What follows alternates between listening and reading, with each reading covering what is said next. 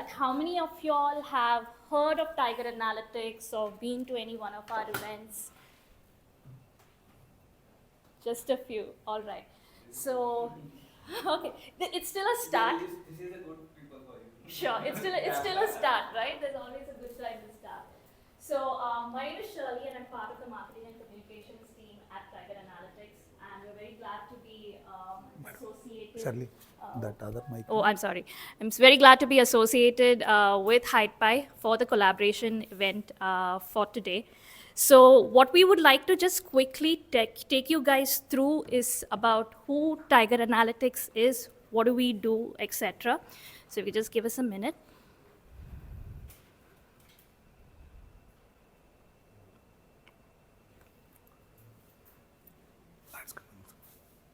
Okay, great. So I've been associated with Tiger for close to about 2.5 years, roughly, and it's been a great experience.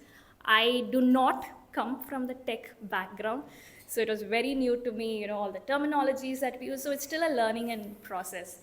But I think what stood out for me at Tiger was the people, the learning abilities, or the initiatives that we have. So as an organization, we've founded in 2011. We recently just completed 14 years. And the main aim of the organization is to be the best in the AI and analytics field. So I think when we think about the theme or what is it that we want to achieve is definitely client trust and giving them solutions that would actually cause world impact, which is the reason as to why our vision for at Tiger Analytics is to provide certainty to shape a better tomorrow. So every day companies do come up with new problems, and Tiger Analytics is dedicated to actually solving them, giving them certainty for the future. And like I said, the mission that we believe in is to be the world's best AI and analytics company that focuses on impact in terms of our business solutions. In terms of presence, we are 6,000 and growing. We're talking about the entire headcount of data engineers, data scientists, AI and ML practitioners, the global workforce. We work out of 5 continents. In fact, the latest addition to our feather being that a new office has opened in the Netherlands. So our headquarters is based in the US, and we have offices around Singapore, Canada, UK, US, and the Europe continent. And if you actually see that we work across 1,500 plus projects across these fields, wherein some of the clients that we serve belong to the Fortune 1000 group.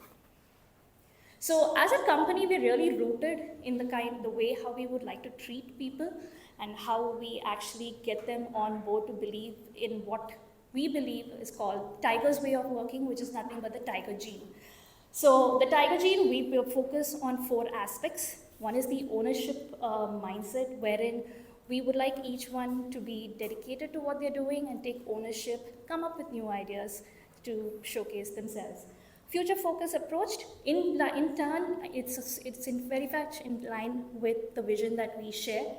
And a strong area of expertise, of course, some of you all have been interacting with Sri Vallabha, so I'm sure that you're quite taken aback with the immense knowledge, but those are the kind of professionals that we have. We're also very daring to experiment, that is, we're always open to new ideas. Some of the key industry recognitions, and some of these have been repeat for us. We're 4 times Great Place to Work certified, and from a learning aspect, which is very key in Tiger as well, we will be looking at some of the awards that we got on the learning front as well. And one dedicated award, which we've been a constant winner of, is to be rated amongst the 50 top best firms for data scientists to work on. So we've been awarded that this year as well. Quite proud of it. So what sets us apart is definitely, like I mentioned, a people-first approach, where all this caters to how we treat our colleagues. Very high on respect, and that is something which is a value at Tiger itself. And in terms of retention of people-focused initiatives, our mentorship sessions, which is part of also our learning and development initiatives, do stand out. Very much welcomed by all our employees, who we refer to as the Tiger Tribe. And like I mentioned, the client value and the twin pillars of retention is what sustains us. So all this put together, our culture stands out. Our knowledge ecosystem, we have a very dedicated team for our learning initiatives. We are recent winners of the Minsky Award in AI Talent Development, awarded by the Analytics India magazine at the Cyber event, which just happened last month. Our roles and responsibilities, though we have shared roles as such, but when it comes to collaboration, we always ensure it's always one tribe. And our ways of working is basically the tiger gene that we say. So I know these are like regular bits that we actually speak about in organization, but we are not just all data and AI. Many companies perceive that, oh, they are very serious people, AI, data, etc. But we do have our share course of fun as well. So these are just some recent engagements that we had at our Indian offices across Chennai, Bangalore, and Hyderabad, our Independence Day quiz. So just a bit. And we also look to many initiatives as to how we give back to the community as well, in terms of tree plantation activities or blood donations, etc. So I'm just giving a crisp nutshell. You will find more details about what we do in the brochures that have been given in your merchandise bags. So that's it from me actually, and I think I will give it next to our main speaker for a day. So we have Sri Vallabha. I'll just plug in your deck, and while I do that, I'm sorry for the. Am I audible at the end, or voice is too much? You want to read it? Okay, good. So, welcome everyone. Today is the weekend and Saturday early morning. Many of them already got a habit of attending many meetups, so they become habit of coming early morning. Some people are new to this particular event. So, how many of you are attending for the first time? Great. And how many of you are working professions? Great. Okay, so let me introduce to our community, Hyderabad Python user community group, with the help of which we try to conduct the events regular basis for you and all the community who wanted to learn from the experienced working professionals and the leaders who try to bring the new content and as well as to bring new knowledge for you and try to contribute back to the community. So that's how we will be doing. So who are we? So we are the open source community group which is majorly focused on the Python. That's what we do. We are the India's largest Python community group, which has nearly 20k plus subscribers in the meetup. So, no, the tech community has this particular number of user members over there. We generally try to focus mostly on the related to the Python and what are the things which we touch to the Python, whether it's DevOps touching to the Python, AIML touching to the Python, backends touching to the Python, whether it's Fast API, Django or something, which try to do the certain events over there. So with this particular platform, you get the know to the people, you try to learn about the people and try to share the knowledge also. You might be connecting to different people, might be in your office, but very formally. These are the people who comes in different industries and try to get share a knowledge with you and try to have the particular knowledge sharing between each other. So that's what we this particular kind of a meetups help with you and the networking that helps to you. So that's what we're trying. How do we try to bridge the gap? So these are a few of our events that we do. So this was a PyCon Hyderabad which we did in 2025 February. So these are a few of the highlights over there. ये change करो quick. Change करूँगा deck कोई किसी को. Or somebody tell somebody to change the deck. Or I will change. I will change. So probably these are a few of the highlights that we wanted to show. So these are our team. We done in the T Hub. So Tiger Energy was one of the sponsors for the same. So thanks for that. Yeah. So these are the one. Yeah. So these are the meetup generally we do. Next. Yeah. So this is the one of the highlights from our meetups.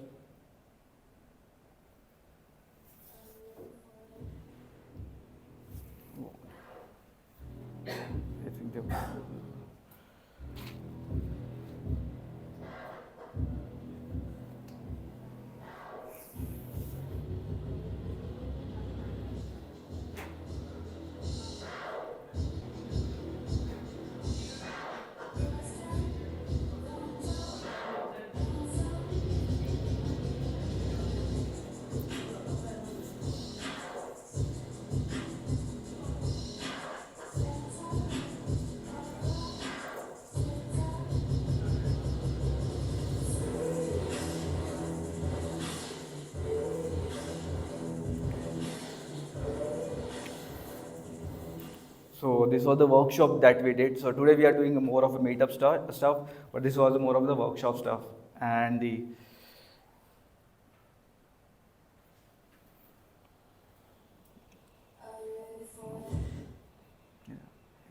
Yeah. Please.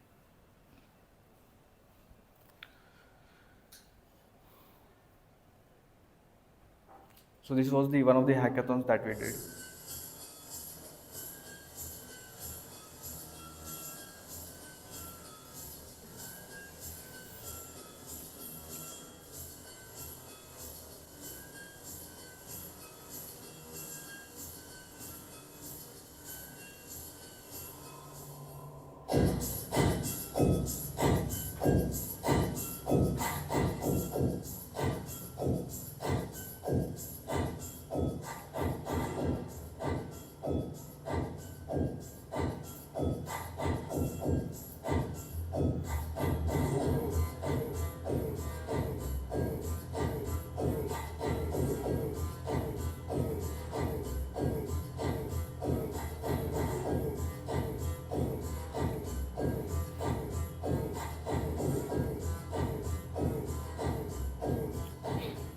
Generally, we have the meetups, workshop, hackathon, different kind of events that we plan over there. So these are a few of the highlights of meetups that we did in 2025. Yeah, next. It's for 2024. So we regularly have the meetups month over month or there. So try to have at least one meetup in a month. That's how we try to do. So these are our collaborators. So today is a Tiger Analytics. So thanks Tiger Analytics for hosting us and have collaborating with us. And there are few other collaborators as well who are already attending our event. Do you see any new logo in the collaborators who are already regularly attending? You might be already seeing this particular page so many times. That's the hint for our next meetup. Yeah, NVIDIA is the next one. Yeah. So this is our agenda for today. So I'm doing the introduction probably when I will hand it over to Shirley after that, and we have the particular talks over there. You can have a look. Okay, next. So if you are interested to talk into certain events, so this is the QR code where you could submit your CFP, and we will review your proposals and we'll try to get you as the onboard as speaker. So that you can also share your experience and gain this particular knowledge and try to network with the different people. So if you wanted to, you can scan the QR code and you could get this one. Next. If you wanted to become a venue partner, if you already part of a certain company and you wanted us to host over there, so probably you can scan this particular QR code and then we could do. Next. So this is the complete social handle. All our telegrams, HYD Pies, Meetup, LinkedIn, and other things, all are particular in this particular QR code. So it's a one consolidated QR code, which with the help of which you could connect with us directly. I don't want you to scan. How many of you already follow the HYD Pie on LinkedIn? There are a few people who said I follow but still don't follow. Because there was the two option, I follow, and other was to I will be following up. So if you want, then probably you have to follow. Maybe the next will be talking about this. Yeah. So this is the QR code for our next meetup. So we also have a limited seat for this particular meetup. So as you know that we were having lots of registration, we approved based on the capacity and other things. So this is the new meetup QR code with the help of which you could sign up. You have to fill the Luma link or there. Probably just note it down and keep that link handy with you, because it also has a Luma link. So similarly, the Luma link which we use now, so similar way you have to fill over there. It's done. Should I change? Yeah. Yeah, so this is a challenge probably for us. So as usually we do all the flagship event, PyConf Hyderabad you have seen in the February. So this is our new flagship event which is planning for the 2026. And so the details are still going on, the information are still curating over there. So there is a post, you directly land up over there. So try to repost the particular post, and at the end, whoever repost over there, so we'll try to find that particular lucky winner. The top 3 winners will give HYD Pie goodies over there. So it will directly land up to the this particular post. You could repost it, and from the repost, we'll try to identify the lucky winner, 3 lucky winners, which will have the HYD Pie goodies for today at the end of the event. So if you wanted to become a volunteer and wanted to contribute to the community, so this is the QR code. You could submit your details over there. So there are so many QR codes. You could take its photo or something like that, and then probably could submit it later as well. Yeah. So time to your speaker. So I'd like to hand over the mic to Shirley. So.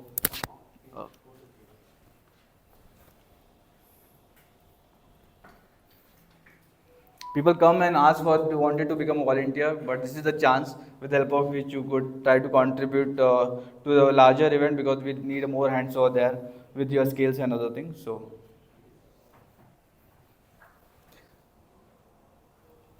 okay, thank you. I would like to hand over the mic to Shirley to talk about more about Tiger Analytics and. Our first speaker for the day. So Sri Vallabha Devi is a data scientist. He's currently holds the designation as that of the director of the data science team, and he comes with over 15 years of experience. He's also an adjunct faculty at the Wadhwani School of Data Science and AI at IIT Madras, specialized in machine learning, statistical modeling, and reduced order simulation of complex physical systems, delivering forecasting, deep learning, and reinforcement learning solutions across business and industrial applications. He has also built object detection models for industrial safety and contributes to applied machine learning through Kaggle. Earlier, he's also applied his expertise in spray dynamics, LES-based CFD for gas turbine engines, multi-phase flow modeling, and physics-based system simulation for automotive components. He leverages AI, data science, machine learning, scientific computing, CFD, and system modeling to turn advanced computational methods into real-world, high-impact solutions, something that Tiger really believes in. So over to Sri Vallabha to take it forward. Thank you. Yeah, the other mic. Thank you very much. Thank you, HydePy, for the opportunity to maybe host you and then present our work at Tiger. And the second thing is, thank you all the participants. Like he said, no, Hyderabad Saturday mornings are colder, November, October, people may not come, but those of you who came, thank you very much. I hope you can hear me now, all of you. The last case. Okay, fine. So thank you, and maybe this is the brief outline of the talk that I'll maybe discuss today. Let me just see if I can, there's a problem going back. So basically, I will talk about, like you know, or as most of you know, Python is the single source of solution or single platform where all of us go to. I was talking to some of you who came early. All of us do different things. Some of us are software developers, some of us are back-end, some of us are process automation people, some of us do maybe front-end, full stack, machine learning models, Gen AI, agentic, all that. But Python is the common unifying thread that connects all of us, right? So we also work in Python. At Tiger, Python is one of the major programming languages, and that is the interface for many people. If you say big data, Python has a PySpark. If you say machine learning modeling, we have various tools. If you say front-end dashboards, no, Python also has some dashboards, although there are more professional dashboards from custom providers, but Python can interact with them, right? All that we will try to, we work in Python as a platform or as a tool. We can't even define the name clearly. It's a platform or it's a tool. I can't answer. But anyway, so today at least I'm from the data science team at Tiger. I've been with Tiger for almost 8 years now, and I'll be in the 9th year in January. So like Shirley was mentioning, right, it's a good place to learn and grow. That's what I can say. People can learn new things and grow. Like she was telling, right, you can make mistakes, genuine mistakes, and all are always taken care of, and the team is there to help you understand and do things. What I will focus on the talk today is, I will try to cover all the machine learning models that we normally know, and then relate it to some business problems that we have solved at Tiger. Okay, some of you may be ML people. From regression to agentic, I'll try to cover everything briefly, but then say for every algorithm or for every methodology, right, 1 or 2 business problems that we solve, so that it will be easy for others to relate. And then maybe I can also give you some some perspective of other things that we do. Okay, this is the brief outline: machine learning, deep learning, generative AI and agentic. I'll try to talk about all of them and then give some maybe overview. So before we go anywhere, I hope you can see the slide in case it is not, but those who are there can see there. This is a very big overview slide for all of us from wherever we come, right? In the civilization as such, long ago, years ago, people were, working on material. We are transforming material, making tools and all. That is how the civilization started. But where we are today, if some of you, maybe most of you are younger crowd, but the slightly older people in the crowd will know. There was something called as information and communication technology. 1 decade ago, 2 decades ago, ICT was a big deal. Software, technology being available to various places. One big example is the Indian Railways ticketing system. Earlier it used to be, you have to go to the counter, get a ticket, every station had a quota, but today it's all on the app. So the software that enabled all this was what people called as ICT, communicating and passing information, making it available everywhere. Today we can also see where our city bus is or where the cab that you booked is. No? We can see all that. That is enabled by the ICT, which is in the early 2000s, right? We were storing information, communicating and storing information. That's what we were doing. Now that information storage methods became kind of mature. It is very easy today to enable tracking, right? Suppose you are building an app to track something. You have ready-made custom components or ready-made components that might be available. You can plug and play and then create a tracking system on your own, right? Simple examples are, if you are tracking your cab, similarly you are tracking your Swiggy, Zomato driver. In another world, you are tracking your courier. Where is the courier? What is happening with the courier? ICT has matured to such a level that this has become easy.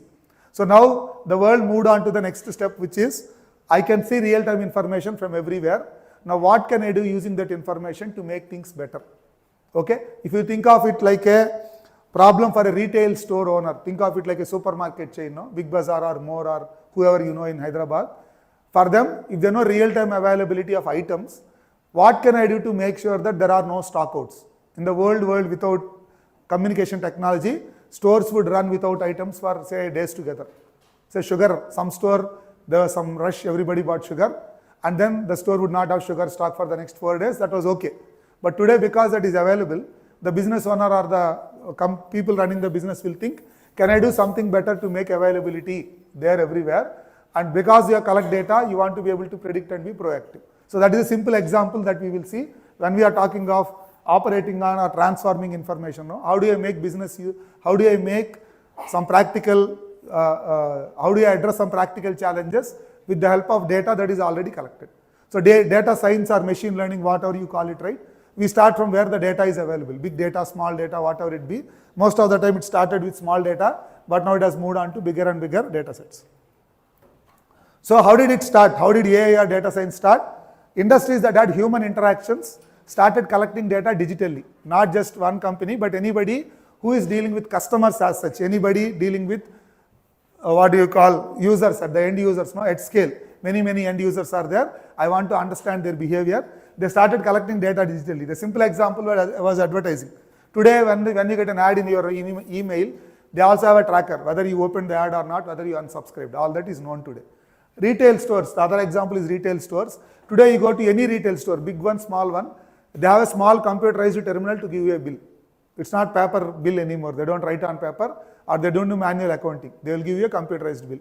Why do they need a computer? Because at the end of the day, that small computer will help them summarize how many items of each SKU or each product were sold and then give them real-time visibility. Yes or no? If people are doing shifts in the retail store, in the morning somebody comes and buys up all the sugar. The afternoon guy is not even aware of that sugar is over, right? The small retail key computer, the POS or whatever they call it, right? That will give them a visibility of stock at the end of the day. That is another thing. So banking started, core banking, net banking and all, it started digitizing your data, with which they would know your spending patterns, how much money you hold in the bank, where do you spend more, are you eligible for a home loan or credit card or that kind of stuff, right? So the industries which were customer facing, which were operating really on the edge with very limited margins, wanted to get more. All this pressure will start from where? All the pressure to innovate, the pressure not some other kind of pressure, but the pressure to innovate, I should do better, will start from the margins that the companies see. If somebody has a good defensive moat, they don't care about anything, they have high margins, they don't worry. But these are the industries that operate really in a competitive environment. Retail stores, marketing, or banks, no? There are many banks operating, many retail stores operating, margins are thin. So every player will try to say, can I do better than the other player so that I have some advantage. That's where all the journey will start. Adoption of technology, adoption of ICT, or even adoption of AI ML today starts there. So the industry started collecting data digitally, and once the data started becoming available, AI or ML or data science became the tool to predict the behavior. Once I know the behavior of people in my store for the last 1-2 years now, then I can predict what they will do tomorrow.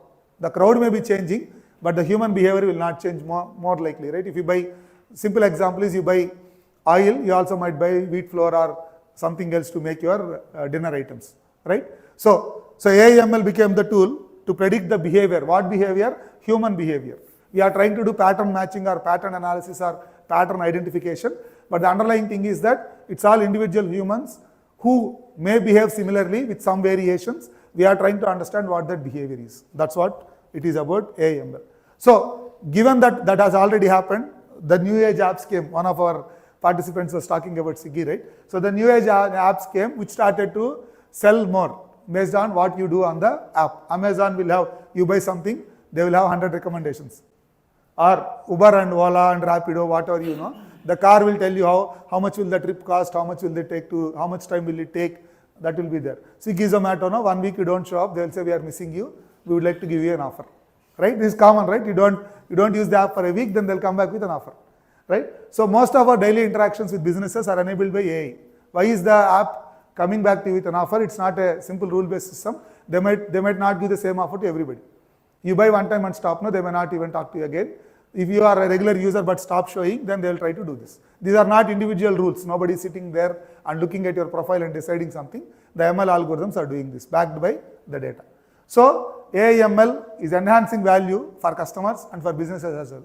For businesses, it is more reaching out to more customers, making sure that they are able to sell more and make sure that customers are served. For the customers, it is about maybe finding the right kind of thing for their use. Amazon recommendations or other things, no? They might really be useful, or they might help you to find something which you are searching, but you don't really know what it is. So what is AI or ML? This you might have seen elsewhere. Some of you might have seen it's a popular, what you call, image on the internet. The subset of AI or whatever, no? AI or artificial intelligence can be said to be anything that can sense, reason and adapt.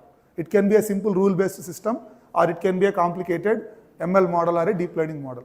The simplest system is like lights going off in the lift. When you get into a lift, you press a button, then only the fan will turn on, then only maybe the lights will go on. The moment you get down of the lift is empty, the fan may get turned off. Or a room with sensors. People leave the room, lights will go off, and then the AC will get shut down. These are all simple rule-based systems, but for the definition, no, you can still think of them as AI systems. So machine learning is a subset of AI where we understand the behavior from the data. We don't have simple rules. For the lights or the AC, I can state one simple rule. If there is nobody in the room, there is a camera or there is a sensor which can count how many people are there in the room, and then I can write a simple rule saying, if there are no people in the room, turn off. That's all. I don't need to do anything else. But if I want to make the system better, if you see more people, lower the temperature. If you see more people, turn on more lights, maybe, right? So that is where ML will come in, where there are descriptive there are models that we build based on the data to say, for this kind of behavior, you do this kind of things. So machine learning is the bigger subset of AI, where we build models, usually on structured data. I have Excel sheets or SQL databases. I try to build models. That is where ML is. Deep learning is a subset of ML, uses neural networks, and then it works on unstructured data. Unstructured data typically is vision, image data, and spoken data, speech or text data, right? Whatever you cannot put in an Excel sheet in a systematic manner. And one simple example of that is, say, comments. What people write as comments on, say, YouTube videos or Instagram or even for HidePy, right? After this, you may write some comments. And if our organizers wanted to understand the pulse of the audience, they may have to go through everything manually. But a simple example is you can write a simple model to say what are the main things that people are talking about, right? NLP, Gen AI, LLMs, all those do that. Then, so Gen AI is a further subset, uses deep learning extensively and also uses neural networks extensively. And then it is more, what do you call, compute intensive, but because of the compute intensity, it can also do wide variety of tasks which do not seem commonplace to us, right? You ask something, it will respond as if it's a human. That responding like a human is enabled by the compute or the kind of network that is there in the Gen AI models. Okay, anywhere you have any questions now, please feel free to stop and ask, absolutely fine. Okay, otherwise I can even answer questions at the end of the talk. So this is maybe for some of you who are beginning, one of the teammate had a question, what do we do, right? So analytics, data analytics, machine learning, or AI/ML, all these are loosely overlapping definitions. I cannot really say analytics is separate from AI because all of them interact with the data and try to achieve some outcome. So the definitions are kind of overlapping. I wouldn't really say draw a line here and say this is this and this is it. That is difficult for most of us. But what is analytics, right? You get data or you collect data of human behavior. That data you try to sort, arrange and tell a story and explain what is happening, and from the story or from the reconstruction of the data you go to an insight.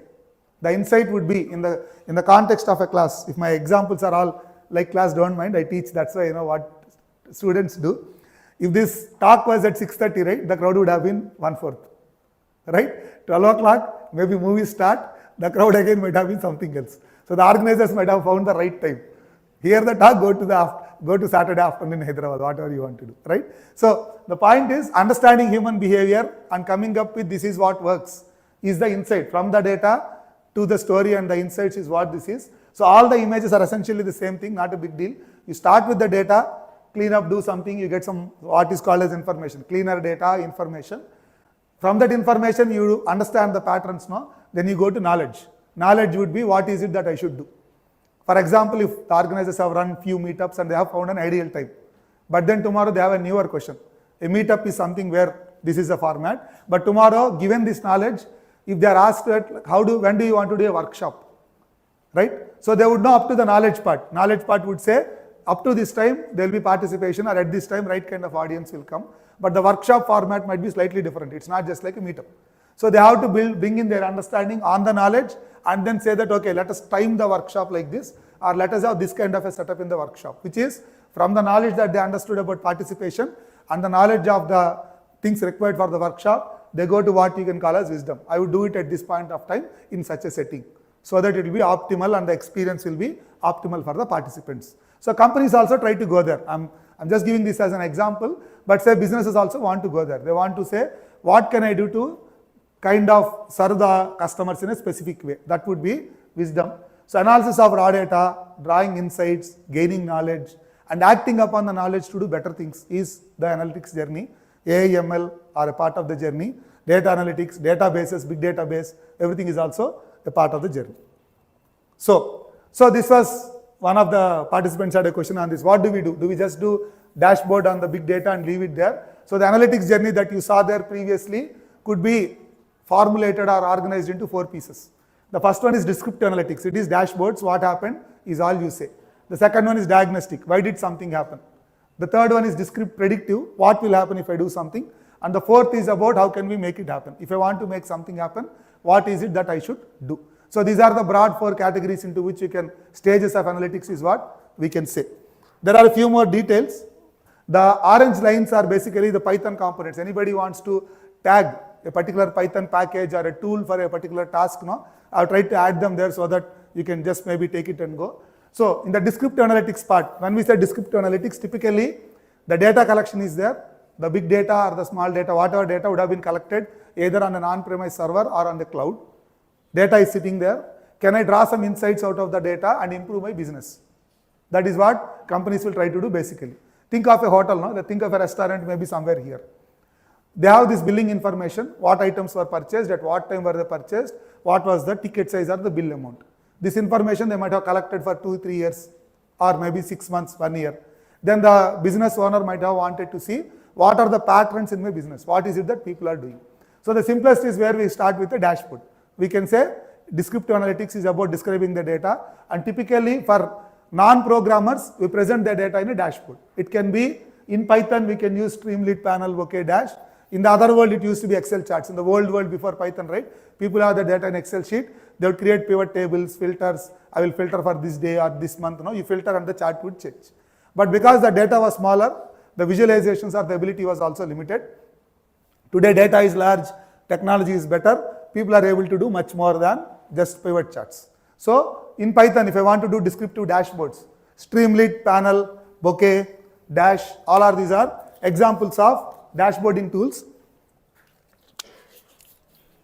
that are available in Python, and there are also other tools available. To be fair, right? There are custom BI tools available, but the data preparation and making the data ready typically happens in Python. The BI tool may not really be able to do the data manipulation, right? So the big data to the BI tool, Python is there in the workflow. It's not as if it is absent there. But if you choose to use Python, these are the names. Similarly, the second part is diagnostic analytics. Suppose something went wrong. So reports identifying connection between different sets of numbers. Go back to the same store example. They were looking at the data. On some day, on a weekday, there were no sales, or there were very, very minimal sales. Okay, so every day, typically, some 500 customers come to my store. On a particular weekday, which is say Thursday or a Friday, there are only 20 people. Why did this happen? If the owner is not aware or he may not remember, he is not there in this place, the diagnostic will tell you what happened. It might be due to something to do with the store. It might be because GHMC dug up the road in front to lay a footpath. On that day, something happened. They put a wooden plank. Not many people dare to cross the plank, right? So diagnostic analytics will tell you what happened or why did something happen in the data. Okay, so people go and dig into things and see. In the example of GHMC digging, they would have had to go to the CCTV footage. There were no complaints about the food. All the waiters were present, the chefs were present, the receptionist was there, everybody was there, but still no people came. And it was a working day, no band or nothing in Hyderabad. Then that guy looks at the CCTV footage on the day, he realized the procliner came, dug, so people did not come. So diagnostic will help you do that. And in the world of structured data, in Python, pandas are a simple tool you can use to interact with databases or tables. But there are also connectors to SQL. Maybe I'm not a data guy, don't get me wrong if I don't know the difference between say SQL, PostgreSQL, MySQL. I don't know the nuances, but I see them as structured databases. But to connect to various kinds of SQL tables or any other tables, unstructured or structured, there are connectors available in Python. Your code can still be there. The data can be in any kind of SQL table. You have a connector, pull the data, do your work. So this is on the diagnostic piece. Why did something happen? I will connect multiple dimensions and then come back to a story. Then on the predictive analytics part, what will happen or how will some things evolve? That is what predictive analytics would be. What would my sales be on the next Friday or on the next Tuesday?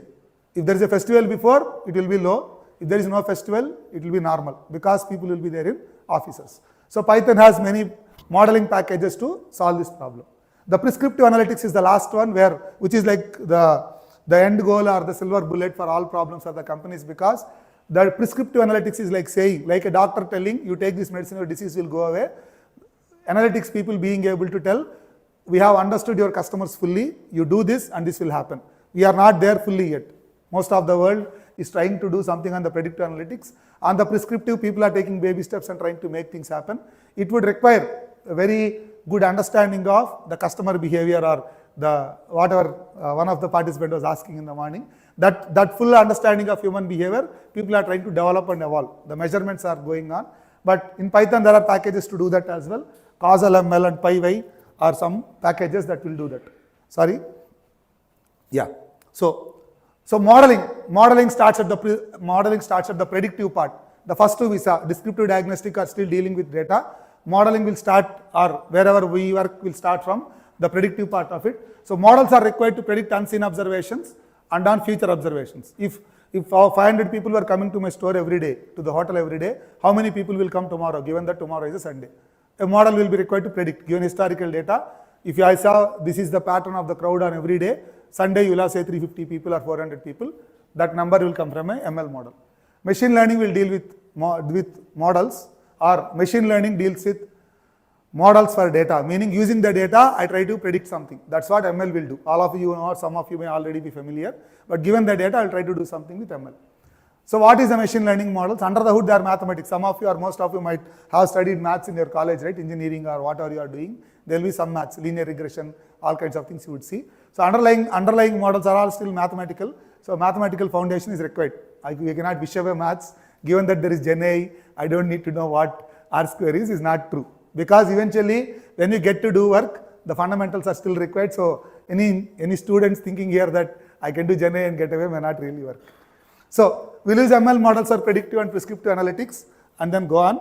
So we'll quickly cover what kinds of data, typically, right, today, even today, there are two kinds of data, structured data, unstructured data. Structured data is what I can organize in tables, Excel sheets or SQL tables and all. There are rows, there are columns, rows are observations and columns are features. Like say name, mobile number, email ID, how many meetups did you attend, that can be an Excel sheet. That is a structured data set.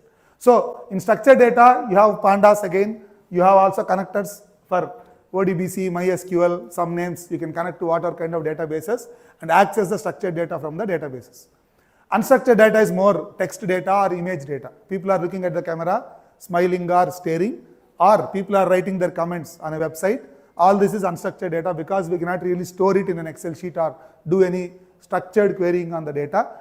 Even there are database storage methodologies. So MongoDB, all those are the databases, and Python has some connectors, Elasticsearch, Neo4j, various kinds of unstructured databases. You have the ability to connect to them, and these are some names that are available in Python. Okay, maybe limited use or maybe full use, but Python has a way to reach out to all of them. Okay, then coming to what I'm going to talk about, right? We'll talk about machine learning, deep learning, and other things. And broadly, there are like three broad classes in what we call as machine learning. The first one is regression. Regression is to try to predict a continuous number. The second one is classification. I will predict an yes or no decision. And in the unsupervised world, there is something called as clustering, anomaly detection. I will talk about each of them in some detail. And then there is a concept of reinforcement learning. Typically, reinforcement learning is used to train computer games, chess, tic-tac-toe. I want to have a software that will play tic-tac-toe with people intelligently. RL may be the solution for that. So when labeled data is available, we use supervised approaches. When labeling is not there, we do unsupervised. What is labeling? Labeled data simply means that there is a target variable that I want to predict. If you go back to the hotel example, I have people do purchasing various things on a daily basis, and I want to know how many visitors are coming to my hotel every day. So the number of visitors per day is the labeling that I want to do. If that labeled data is number, I will do a regression model. If the question is, whoever comes to my store, do they buy coffee? Do they buy coffee is an yes or no decision. The yes or no decision is solved by classification. Okay? Again, going back to the same store, what are the kinds of things that people buy? The store itself, the restaurant itself will have a wide menu, right? It is not as if everybody will just come and buy one idli and one coffee. They will buy different kinds of things. So what are the groups of things that people buy, or what are the items that are popular among larger groups? That would be something on clustering. Anomaly detection would be something to do with any problems with the order or with something, right? Somebody raised a complaint, what was it would be an anomaly detection approach. So we will see each of them in some time. Then there are another set of algorithms widely used in business. A/B testing is to say, I give coffee to half of you, I give tea to half of you, and then see coffee keeps people awake or tea keeps people awake. That is an A/B testing world. Medical companies do it since, they have been doing it since maybe decades. It has come to the retail world with the ability to have big data. Today, any small change you make in software also, companies are doing A/B testing. So forecasting is again another methodology. I want to predict some series. How many people will come without knowing anything about the weekday or the people's behavior. Recommender systems are what you know in Amazon. You buy bread, they'll say you want to buy jam. You buy headphones, they'll say you want to buy mobile. Those are the recommendation systems. So these are other models. For them also there are tools in Python, SciPy, Stats Model, Prophet, LightFM, Surprise. All these are tools that are available in Python for some of these tasks. A/B testing, you can do Stats Model, or time series you can do Prophet, recommendations you can do LightFM or Surprise. Okay, so we'll go on. Any questions, please feel free to stop me and ask. Maybe if you are not mathematically inclined, you can ignore the slide, but that slide will come back if you are going to do ML. The point is regression is one of the fundamental problems where I am trying to predict a continuous number. How many people will come to my store tomorrow? Or if a customer comes to purchase, what is the value of the bill that is likely to be seen? How much dollar value or rupee value will the customer buy for? So when I am trying to predict a number, that's a regression problem. Simply is we are trying to build an equation, y equal to a plus bx, kind of an equation is what we are trying to do when we do regression.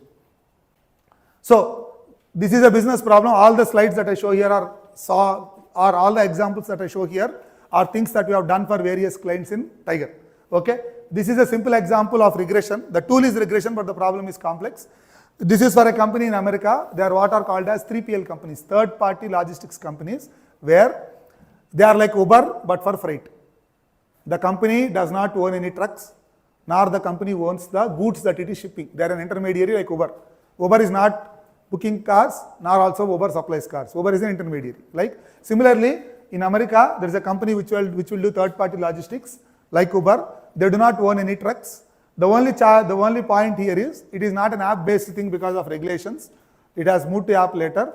But a person who is wanting to go to the railway station, not getting a cab, versus a factory that wants to ship one truckload of goods to a particular retail store, the costs are different. For a customer, for a single individual missing a train, it's still not a good thing to happen, but the damage is limited. The individual can then choose to go to take a bus or anything. But if I book a truck on the app and the truck doesn't come on time, the factory guy will be in big trouble because these goods have to go there and it's not easy to find out. So in this example or in this case, the company had people in the loop.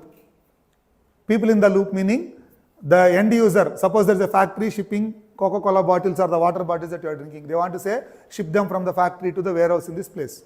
Okay, they want a truck. They will call up these company people and say, I want a truck from this place to this place. How much will you charge me?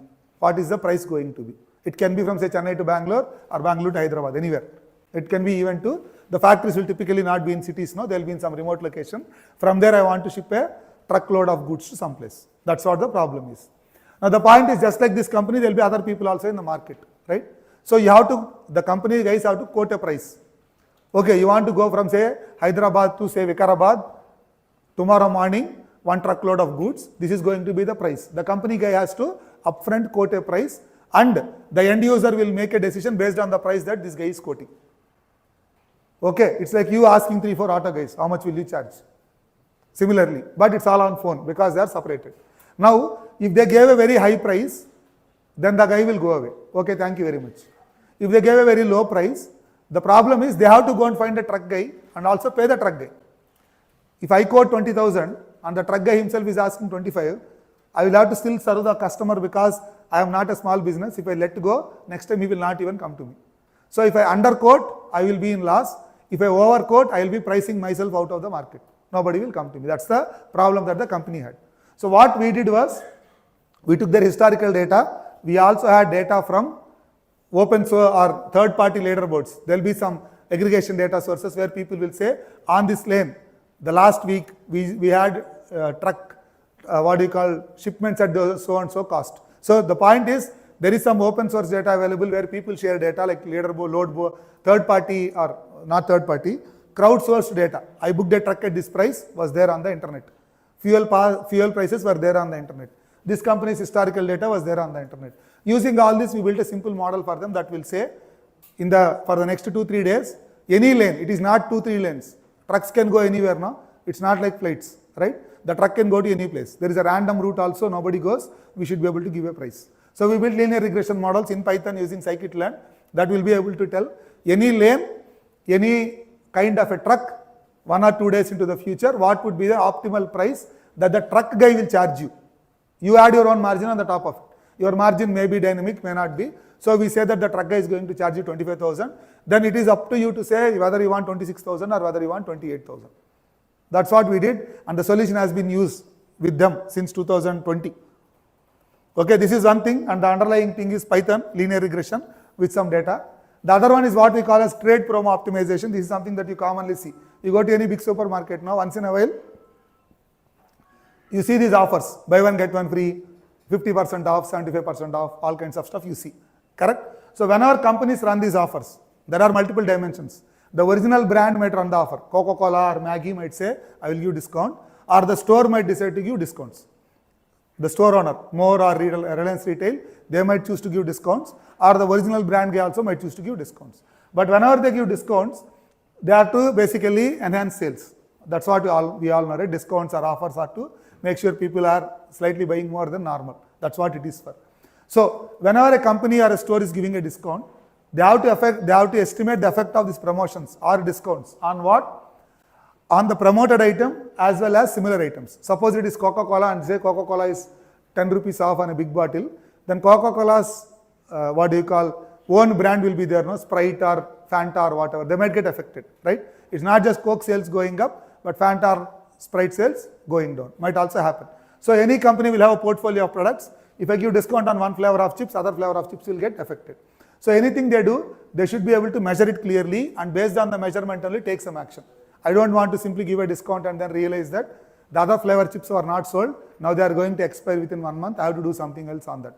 So here also it's a regression problem where we say given any discount, given seasonality, all other things, what is the kind of sales that you are likely to see, from which you come to what an estimate of what is called as price elasticity. If I give a rupee discount, how much sales will go up is what we measure.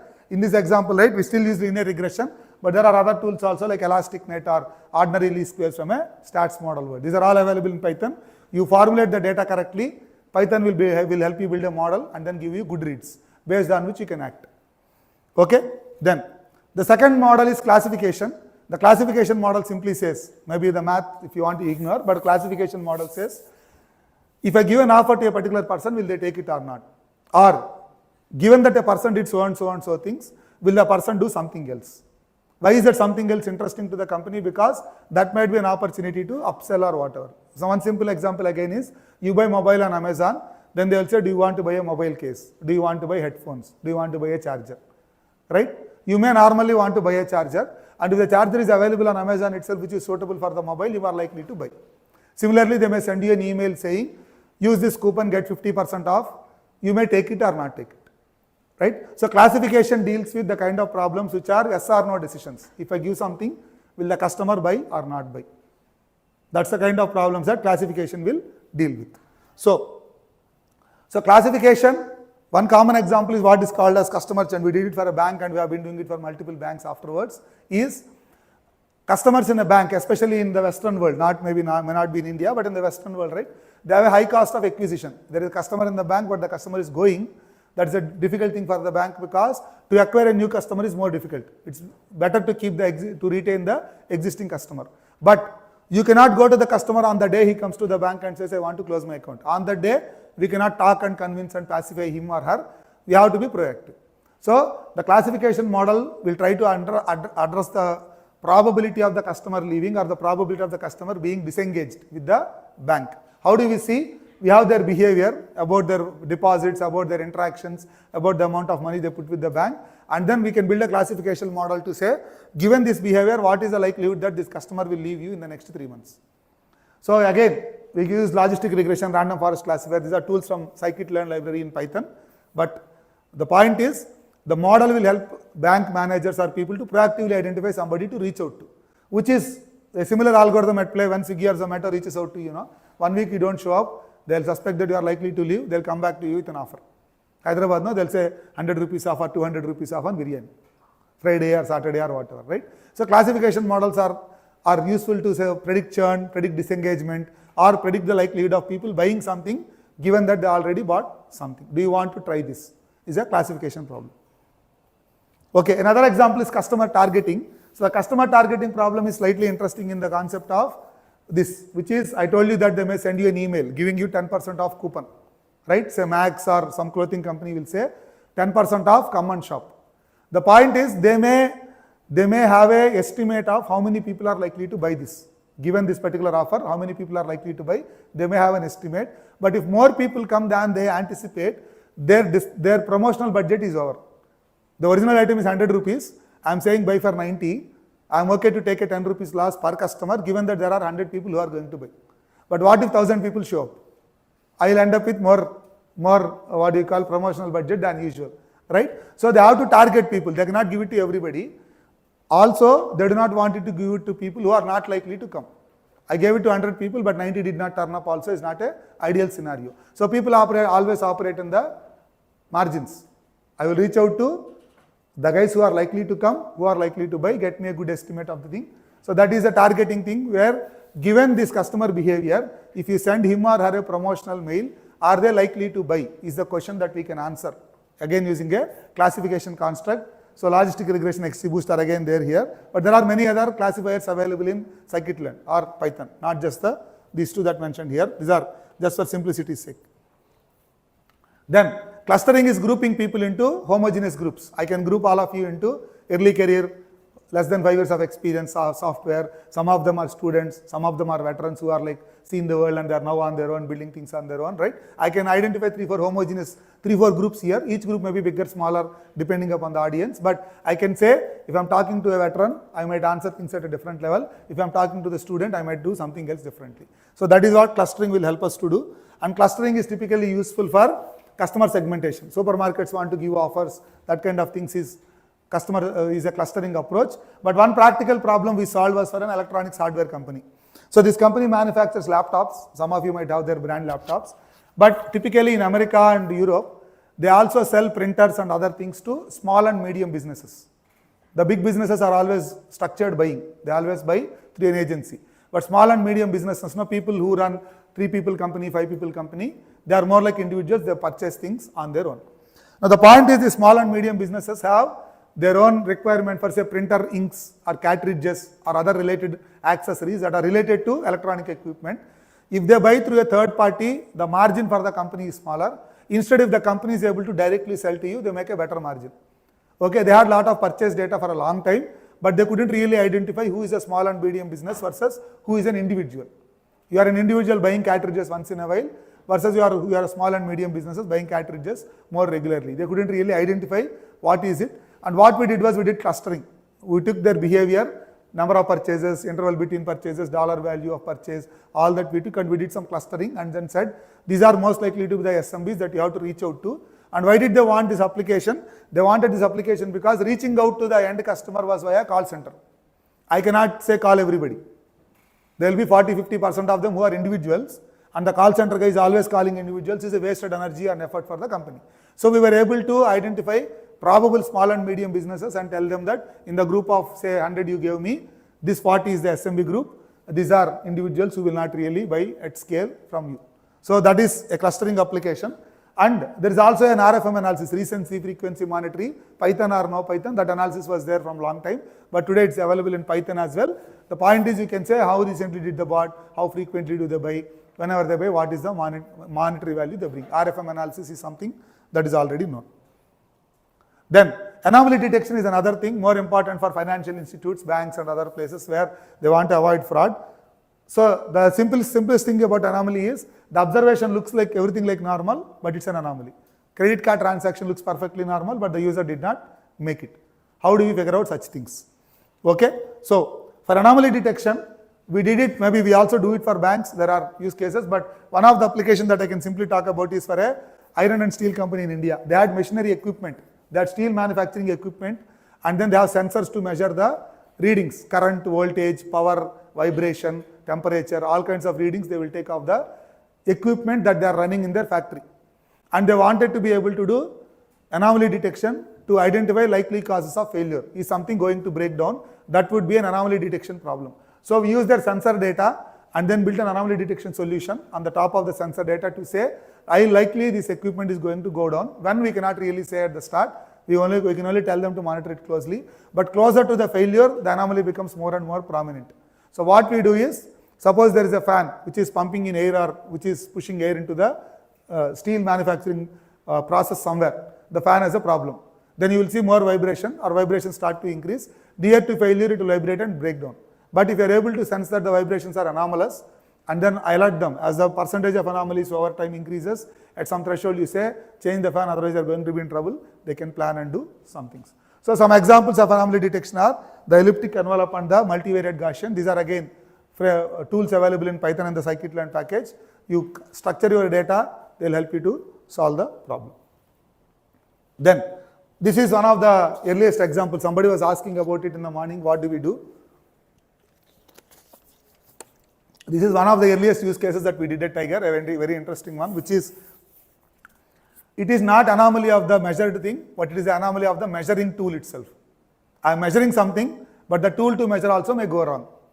So this project was about the anomaly of the measuring tool, not the measured variable. So in America, railroad companies have what they call as wheel impact sensors. Okay, they are called as wheel impact load detector or something.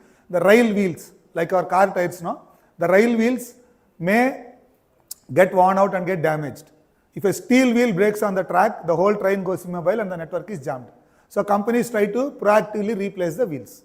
Simple logic is every 1,000 kilometers, every 10,000 kilometers, but this is not so homogeneous because the wagons keep getting loaded differently. I may break and then put them into different trains, they may do different things. Each individual wagon, I do not have a measure of how many kilometers it went. So they have sensors at various locations, like the yellow boxes that you see, right? They have sensors at various locations in the country. Whenever a train passes over it, every wheel they take measurements. The point is, because these are trains and they run in the open environment, right? You cannot bring them into some closed environment and measure. The sensors have to be in the open. Sensors are exposed to extreme cold in the north, extreme maybe heat in the south, or flooding somewhere in between, rains everywhere, it rains in America, all that was there. So the problem that they had was, some of the sensors are going wrong and they are giving me more signals of failure. The wheel is good, but the sensor says the wheel is bad because the sensor itself has gone wrong. Can you help us identify what sensors are going wrong? This was the original problem. Now this is about the sensors which are measuring the variables. So the simplest approach was a statistical thing where we said, we will look at the anomaly callouts by various sensors at various times of the day or various seasons of the time and see sensors in similar geographical regions must be giving similar signals. It's assuming that because there are large data or large amount of wheels available, it will more or less the failure rates will be similar across all the measurements. But if one sensor is going out of distribution and saying that everything is wrong, that sensor is where the problem is. So what we saw was, when we deployed this solution and told the company, the first time we told them sensor was wrong, they went and saw and it was a flooded site, and then they said, okay, fine, and we are working with them since then. Some problem going on, we do other solutions, not the same solution, but given that this is good, they start asking us other questions and then we keep working, do other things, build more and more solutions, right? So this is an ongoing project since that time. They have got the trust that, okay, these guys are doing a good job. So then reinforcement learning is another approach. Typically people use it to train agents to play games. I want to play tic-tac-toe or I want to play chess. No, RL is an application. In the business world, it is still not very mature, to be honest, right? People are trying out, companies are trying out, can RL improve my bar? I'm already doing, say, machine learning models. RL is supposed to be better than the machine learning models. Can I use RL? We have tried it out for a warehouse inventory management. There are multi-staged warehouses, right? Warehouse is not single stage. There is a factory, there is a distributor, wholesaler and the retailer. This is a multi-stage network and the stock will flow across the network based on the signals. So we try to demonstrate or use RL to do the warehouse inventory management. And to be honest with you, the results compared to a traditional method. I have a forecasting method with which I can operate my warehouse, how much demand is going to come to me tomorrow, based on which I can run my warehouse. That method gives you some level of accuracy. The RL accuracy over that was very, very marginal. I would not say don't do. It will give you maybe 1% or 2% lift. But when a company is practically going to look at it, they will ask, is this 1% lift worth the effort and the energy that I need to run the RL code? So this trade-off is there even for us. Complicated algorithm should have complicated or very high benefits. I will say I will do one thing in 10 days and I get some answer. That should be much better than an answer that I would get in 1 day. In 1 day, if I go to 85%, the 10 days should take me to 95%. After 10 days, I say 86, 87 now. Not many people will be happy with it. It might be incremental. That incremental 1% may be very good for somebody, but for some other businesses, it may not be so. So there's always a trade-off between the complexity of the algorithm and the accuracy that you get. And with that, you make choices. What is it that I can take? But even for RL, there are TensorFlow agents and then TorchRL, which are useful frameworks in Python. A/B testing is a common thing all of you might know. I give an offer or I give a medicine to somebody, whether the medicine works is an A/B testing problem. So you have two groups, test group, control group. For some you give medicine, for some you do not, and then see whether the medicine is really effective or not. So for A/B testing, we did A/B testing like some of you are asking, right? Today even software changes are being A/B tested. I changed the button from green to light green or green to red. The company would want to know, is it really affecting my user interaction? So we did A/B testing for a antivirus software company where they keep changing the interface, they keep changing things in the software. Whenever they change things, they want to know whether that change is benign or detrimental or no effect. No effect is also okay, but if it is detrimental, they don't want to do that. So we do A/B testing, or we did A/B testing methodologies for them where their data will be streaming in. There are 100 people, they make an improvement, they will not suddenly shift 50 to that. They'll start going with 5, then the 5 becomes 10. So they keep increasing the sample size and they want to be able to predict the failure much before. I don't want to tell you that this color button change or this feature change is useless after you have showed it to 50 people. I should be able to tell you while I saw 5 people itself in the test group. Sorry.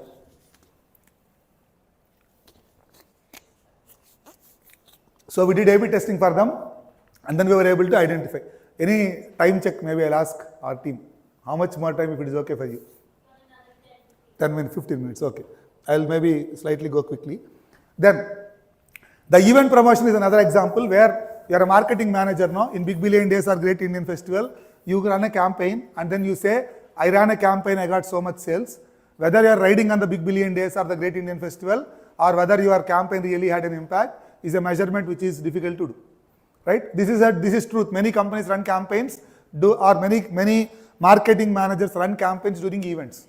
So it's the lift or the sales uplift that they see. Is it because of their marketing campaign, or is there a contribution from the event itself? Is difficult to decipher. That is where we do things like causal ML or do-why to be able to separate out and say, in the 10% lift that you saw, 8% might be because of the event, Big Billion Days, the 2% is your campaign lift. This is the measurement that companies would want to know because they want to balance the promotional budget. I gave you so much budget, how much lift can I see is what they would want to know. Then, quickly moving on, time series forecasting is about predicting what will happen tomorrow, where I do not have much information. I only know how many people will come to the store. I don't know anything about them, I don't know anything about the locality. Then time series forecasting is what we do. So on this, right, we did a high resolution time series forecasting for a quick service restaurant in America. All of us know we go and eat burgers or whatever, no, French fries from there. They wanted to have a forecast at a 30-minute window or a 15-minute window. Next 15 minutes, what are the kinds of items that people are going to come and buy from me? Why do they want the forecast? Because they want to make sure that the items are ready. You go and order some burger, no? If the burger is in the refrigerator, they have to take it out and heat it in the oven. So if you say this is going to be the demand, what they would do is they will try to pre-prepare the items, pull them out of the refrigerator, keep them ready, or keep the workforce ready. If there is some item which requires more human intervention, no, I cannot have less people. Everybody is coming and asking for dosa. Idli is easy to give. Dosa will take time, like that.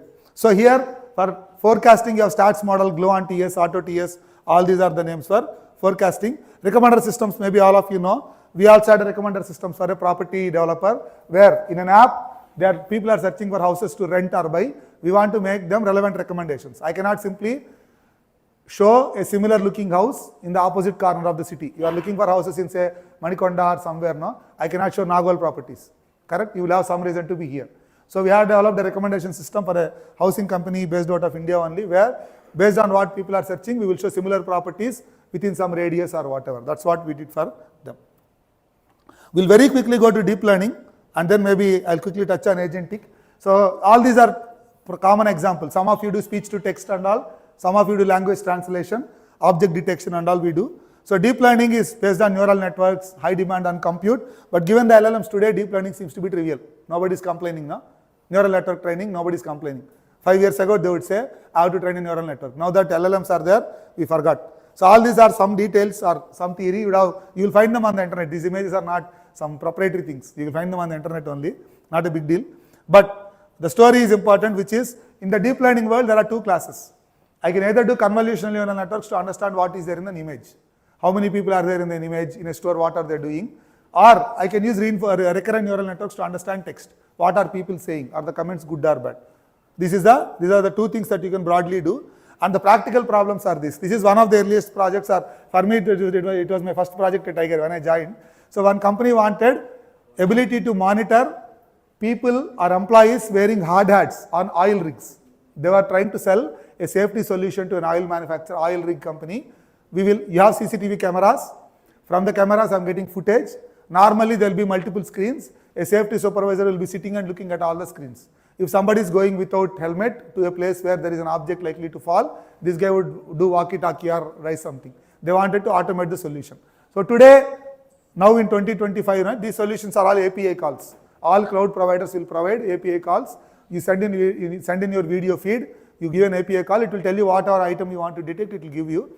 But 7 years ago, it was not so. We had to train. So we trained a deep learning model to detect people wearing helmets. People detection was already there by then, but helmet detection was not there. We had to take some images, train, and then establish that our model is able to detect people and images together and then give them a solution.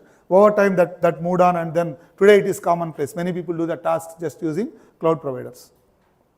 This image classification, most of you would have seen this example on the online, chest X-ray classification and all, right? We also did this, but then I will maybe just skip it because all of you know this anyway. Looking at an X-ray, is the lungs or is the organ diseased or not, is what we can do. NLP is another world. In the NLP, the thing that we did was clinical trial monitoring. So one medical company had this problem, which is they try or they have mental health drugs, and these mental health drugs were given to some subjects. Subjects are the people who volunteer to take it up. Now after the drugs were given, there are people who got placebos, there are people who got the drugs, but then the doctors will have interviews of these people. They keep talking to the doctors for half an hour or 20 minutes, they keep talking to the doctors, have an interview. Now, how did this interview go? Was the interview good, or did the doctor just give rating that everything is good even without talking? The company had manual listeners, people who would sit and listen to the interview and score the interview. Doctor asked all the questions. The patient was okay, not okay, stammering, angry. These human listeners had to do. So we built a solution using speech to text and other things, which would rate the interview and then took away that manual task from them. No need to listen. We can do a simple pass of this model and identify. It's not as if this is a final solution. We'll identify probable interviews that will require human review. Instead of you reviewing 1,000, we are now filtering and saying you review these 20, these look to be doubtful for us. And then the human listeners may still come in and say, okay, let me listen in. We are trying to filter the load. So speech to text as CMU, Sphinx or Google Cloud at that time, OpenAI Whisper, and there are audio features, MFCC and other features that are available in Python to use. On the generative AI, I will quickly cover and skip, because here the only differentiation is if you look at traditional AI. Traditional AI means until even before LLMs came, what was the traditional AI? You would have many inputs. House prices on Kaggle, somebody may know, most of you may know. I have a house with so many features, I want to predict the price of the house. This is a Kaggle data problem. Or object detection, no? You have an image with so many pixels, you just have to say whether the image is cat or dog. So the traditional ML would be, there are many inputs that I give to the model, and the model will give me few outputs. It will say yes or no, it will say cat or dog, it will draw a bounding box, or it will give me price of the house. The thing that changes with generative AI is, we give few inputs and the model will give us many outputs. For example, the left side we ask astronaut riding a horse, you will get an image.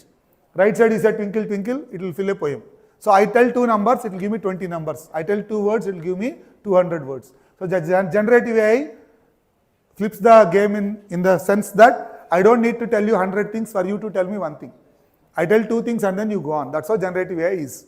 Now given the compute intensity, right, most of the solutions are cloud based. There is nothing that we can typically or literally do on our own laptops today very easily in the generative AI space, at least today.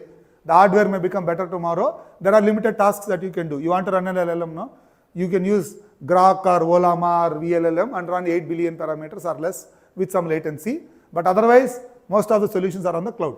They still run in Python, but the Python that is on your laptops is an interface to the cloud Python. Okay? So, I'll maybe skip this for the sake of completeness. These are all academic. But the things that we did maybe on the Gen AI space, right? 1 or 2 things that we did was, the question answering or the RAG is a common application. We built it for many people. I need not maybe talk about RAG because most of you would know. Today, it is the Google trending word. No? You go, any beginner goes and says Gen AI, RAG is an application.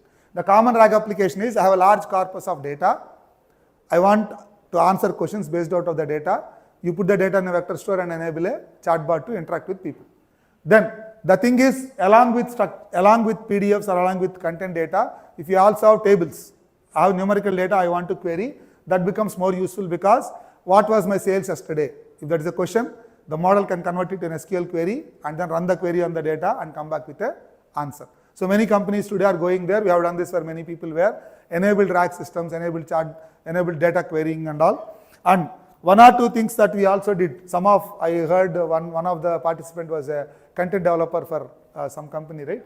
We are also doing that we are also doing that, or we have also developed some solutions like that for some of our clients. Not at scale, may not be like Amazon, but generally what we did was, they had products, we would like to want a give a description. Or the inverse is also true. Some company is a FMCG company, they manufacture food items, they make a ad commercial in say America, if they want to sell it in India, it will not fly. We have to have Indian people there, right? So we trained models where we say, Show me a family of Indian people sitting at a table and eating my product. And then maybe you would have trained it or given some examples of the American persona, then it will be able to translate it to the Indianness. Indian people, family, sitting, eating, say, something that food item, cool drink or whatever, right? We were able to do that and give as a solution. Code generation is another common application, and this is where most of the juniors bank on this, no? The freshers out of college bank on the LLMs being able to generate code. I don't need to know. I just go and ask the LLM. The point is the more experienced folks will tell you, for very simple problems, the code looks to be correct. For slightly complicated problems, LLMs will give you bugs that will take you long time to fix. You are better off learning and doing it on your own, because any work in an office, right, they will not give you simple tasks. Nobody will say read the Excel, plot the data. You have to do something on the data, right? You go to LLM, it will give you nice looking code, but it will take you more time to fix where the bug is. If you are able to validate, I want this, I got this code, it is not working, let me try to fix, that is when your team lead will catch you. So please be still in touch with the basics and don't go away from there. Agentic AI is more on the top of things, where we couple multiple LLM agents and try to do workflows. All companies are trying to revisit their workflows. I have traditional process automation. There are many things that I do traditionally. Can I automate it through agentic AI? That's what most people are. One small comment on that, maybe I may not be the right guy to comment on it, but one small comment on it is, if your automation process is structured, there is a defined workflow. Let us say some customer onboards, and then you do a set of things, and then you close. If the path is very, very well defined, then generative AI or agentic AI is a overkill for that. If somebody is coming in, I will do this step, I will do this step, I will do this step. If the steps are predefined now, you are better off doing a traditional automation, because that will be faster, cheaper and more deterministic. Whereas, there can be multiple paths between a starting point and an ending point for the customer. A customer is trying to onboard, somebody may come and ask, I want to onboard, tell me what are the details. Somebody may have 100 questions. Somebody may have a question like, how does your product compare with the competitor, tell me the truth. Somebody may have something else. So from here to there, if I do 100 different journeys, that is where the agentic AI is helpful, because we cannot really automate all these in a rule-based or a traditional manner. So you have to be aware of what is the problem you are solving. The hammer must be as big as the nail. No need to bring a big hammer to hit a small nail. That's the only final parting comment. Maybe it might sound not very enthusiastic to the guys who are sold into Gen AI. We also do. But we also tell the client, this is a Gen AI use case or an agentic UI use case. But this is a use case where you can make do with traditional automation. These are the cost benefit analysis, and then you can choose. Because people tend to think that, okay, this platform may replace many other things for me. I may do everything with this, is an expectation that customers have, which is fair.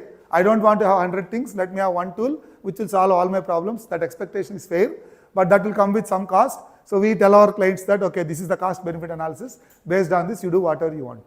Okay, I think actually I have taken more time than what is given to me and eaten into one of our teammates. I will be available here. We'll take some questions now if there are one or two. Otherwise, maybe we can take questions after the next conversation.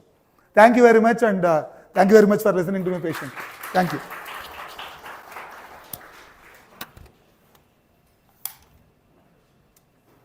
Thank you, Srivalama, for that insightful session. Before we take a quick break, I'm open to taking up one or two questions if anyone in the crowd is not.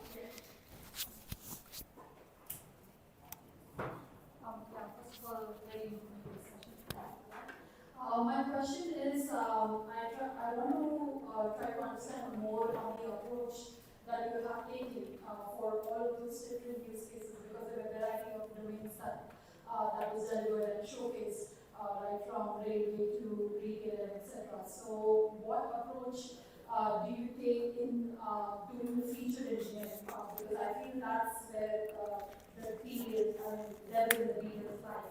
And I want to understand what's the general approach that you take there, feature engineering, correlation, building that as well, and then what is the common challenge that you face in that particular aspect? Yeah. Sure. The challenge and the approach are not actually in the same problem domain. Just to let you know, the challenges will be with data. Client will have some data, but they might expect that something might come. The data may be clean, may not be clean. The most common challenge you can ask anybody in any company, data science company, the challenge is with the data. They would have collected something, but that will only give you some predictive power. We might have to do something more. So typical challenges are data challenges. But the approach to solve the problem would be thinking like a customer. What would you do if you are the guy? For example, right, the logistics company that I mentioned as a regression problem, truck company. What kind of features will help you? What kind of understanding will help you build better features? That was the question. If I may rephrase your question for that problem now, how did you come up with the right set of features for that problem? If you take that problem as an example, you can simply translate it to your own real world, right? The simple real world example is replace the truck with an auto and replace that company with yourself. You take auto from your home to work or from your home to railway station very regularly, you have a very good indicator of the readings of the price. And any 5 rupees or 10 rupees extra on the thing also, you will say, I know availability of autos will be there on this route. I know this is the price I regularly pay. I may not be willing to pay so much because some new guy thinks I am a newbie. That's what you think, or I think at least. Whereas, if the same, you are talking to an auto guy in a new place, you don't know where to go, the route is new, not many people in sight, you don't have a good read, you will be okay for some variation in the price, right? The underlying theme is you know per kilometer price, but on lanes where you operate very regularly, your price bands are narrower because I know regularly I operate here. On lanes where you do not go so frequently, you will tolerate some extra thing. The feature derivation would come from there. How many trips did you do on the lane? How frequently were you on the lane? In the last 3 months, how many times did you operate on the lane, right? These are the kind of features which you may not get with simple feature engineering tools. Today you say AutoML, now I will tell you one small thing. People say, let me throw in all features. The all feature throwing in is like a mixer. Banana, orange without peeling skin, I throw, it will give me something. X square, X into Y square. But the features have to be somewhat related to the domain. Otherwise, you may pick some spurious correlation and think it works. But essentially for any of these problems, something that will help you to do feature engineering is to think like them. Not easy to say, difficult to do, I agree. But the point is, if you put yourself in that thing and see, again, it's all human behavior. It's not as if those humans are different from you. The truck driver who is trying to optimize his own revenue, the agent who is trying to maximize the margin for the company, all of them think like us. What would I do in a given situation if you think the relevant feature will come in? That's the way is what I can tell you. I don't know how useful it will be for you, but that is how it would be most of the time. AutoML works, but it would be more, you can't explain the feature. Sir, X into Y cube into Z square is working for you.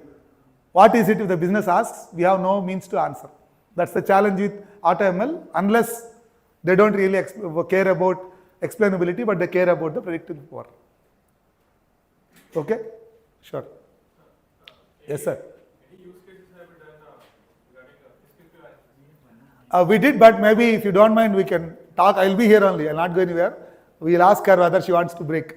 Alright, we'll just take that one question and post this, we have a break. You have an Ask Me Anything session coming up, so please hold on to your questions. Of course, during the break, if one of you all want to speak to Srivalbhai, I will be here. I'll not go anywhere. so Sir. you just finish that one question. and Sure. break. Yeah, we have done some prescriptive, but today prescriptive analytics is that causal ML and do I know. The simple thing is, the way I understand causal ML is, if you use simple one single machine learning model, you get some reads, but causal ML is typically trying to do 2 models and then trying to do the difference. Some of you might have seen it already, might have tried. Causal ML or do I or any package, the causality in that causal ML comes from, I will build 2 machine learning models for 2 different groups and then measure the difference, much like an A/B testing. That's how they are. We have done something, but that answer is very close to the answer that you see with a regular ML. No? Mathematically, they are different, but for a client, how do you explain is where some of the challenges are. We have done something, shown that the true measure might be this. With the true measure might be this cannot be easily quantified. I have an observed measure lift. So let us say people are coming and buying things. There is an observed lift of the action. The observed lift in the sales is 10%. I can tell that base effect is, or holiday effect is 8% and your contribution is 2%. Or I can even flip the story and say the base is 2% and yours is 8%. First thing is broadly people know what is the effect of base from historical data. So whatever we measure will also be in the same range with whatever tools you measure. But then there is a small difference that you are trying to attribute now. That even if I say that no, base was only 5 and your contribution was 5, it becomes difficult for any business owner to measure it truly. They'll say, okay, this is an indicative thing for me. That's fine, I'll keep this in mind. That's what the end consumption of those things are, sir. Okay, but you have done something. Yeah, but maybe other questions I'll be here. We can take after the break and then there are people waiting for these things. Go on. So we'll take a quick break.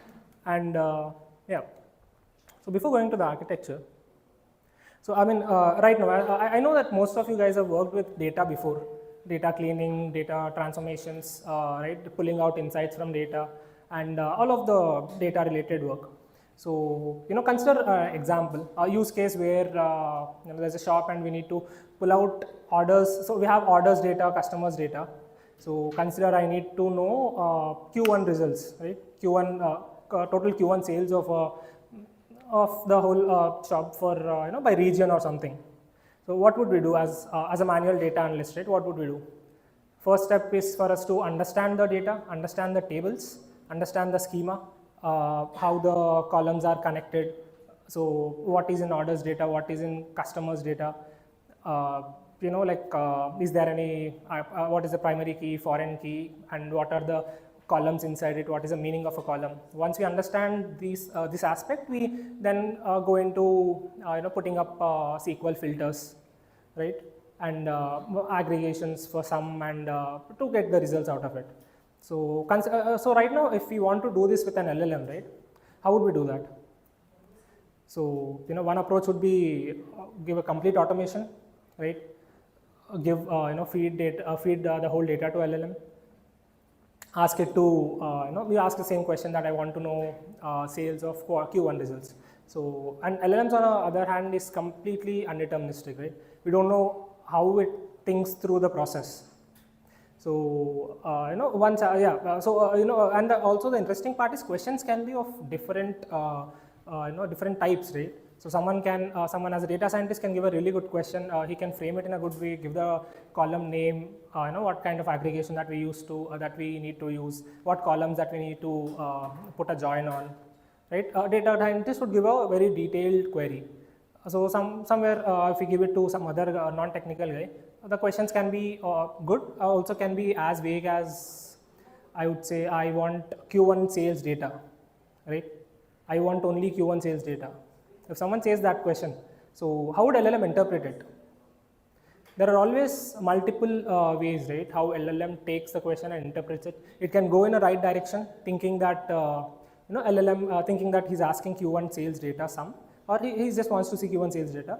Or on the other hand, LLM can also think he's asking me to have only Q1 data. So it can also interpret in a way to delete the other data set, right? So if you have known, like there were a lot of incidents recently, so where people using some agentic AI bots, right? They have, so a lot of CEOs and a lot of people who are working with agentic AI bots with data, they've lost their data sets. A lot of their data sets got deleted, and their CEOs has to apologize on the public forums, and later they've added all of these governance layers and a lot of validation layers which would not allow the deletions and all of that, which had a guardrailing, controlled, grounded LLM model. So yeah, so again, so this is the unsafe automation, where we give complete autonomous, complete automation to the agent to execute whatever query it is, or there can be many other problems also. If the data set is huge, and consider LLM has given a Cartesian join, where every ID of so it doesn't give a join, right? If it doesn't give the join word, it will map every other column to the other column of a table. So these queries can take like 20-30 minutes, burning up your cost and burning up your main thread, all of these things, right? So that there could be a lot of possibilities as well, corrupting the data and all of that. And so the approach that we have taken, and we're going to discuss, is controlled autonomy, where we have multi-layer agents. So each of agent has its own task, to achieve this in a step-by-step manner, and every layer has its own validation. So every layer, after every important layer, we do validate if it's a expected result, or we do validate if it is something that is completely out of what we do not want, completely out of our rule book. So all of these validations, and we again have feedback loops, validation loops to regenerate the SQL queries. So we're going to discuss this approach today. So this is one of the architecture that we have provided for our client. So the first layer is query planner. So again, before going to the architecture, I just want to tell you, so one approach is giving the whole data set to LLM and asking it to understand the data set and then running queries on it, right? But this can be, as you guys know, the data sets can be huge, like millions of rows, right? It cannot be always so simple. And it's also, the tables are so complex, columns are so complex that we don't, LLM also cannot interpret the relation between these columns all the time, right? So, and also, the data can be confidential all the time. All the company's data is confidential, right? No one wants to expose it to any LLM or any other open source. So, yeah, the first approach, so what approach that people follow for this is, instead of giving the whole data set, we kind of summarize the data set. That also we can do it through LLM. We get the table name, we get the column name, and we give the sample data of top 100 records or top 1000 records, and we ask it to give a short summary of what this column means and what is the data in the table. And all of these data, we create these data dictionaries and summaries of tables, which will help LLM to decide what column is what and how these tables are related based on the user question, right? So that is one approach. So that is, in this approach, we don't expose the data to LLM also, right? What we do is, as soon as someone asks a question, so we ask LLM to first understand the intent of a question, and then we ask it to read. So we also provide all the schemas and tables in prompt, so that it can identify which table the question is related to, so that it don't have to browse across all these thousands of tables that we have. It can narrow down the questions to one table, two table, and again based on this column level summarization, we can narrow it down to a few columns as well. So, and then the next step would be, this schema prompt builder is getting all the schema and building that prompt.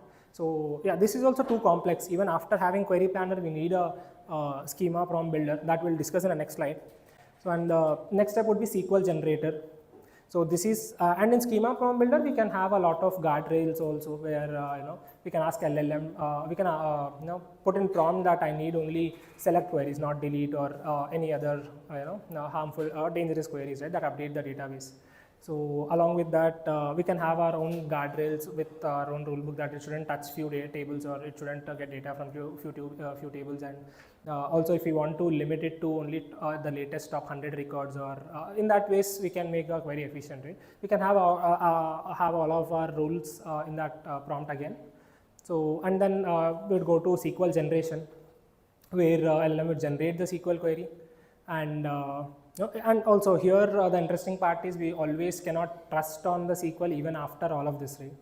Even after giving a perfect prompt, we never know how LLM thinks, how LLM can hallucinate. It does not always, I wouldn't say does not always, but there are a lot of things that we also miss while writing a prompt, right? We can't cover all the cases, right? So there will be a lot of cases that we miss in the prompt as well, and LLM would definitely, there will be some or the other case or some rare occurrence where we get a SQL query that we do not intend to get or do not intend to execute, right? So that's where our validation and governance layer plays a major role. So without that, it's really difficult to maintain or control this, SQL executions, which would affect our, completely knock off our database sometimes, right? So even a lot of companies after this incident, right, they have added multiple layers of guardrails to their agents, so that it won't execute the query without having those parameters. Everything is system design again. It's not a prompt-based solution.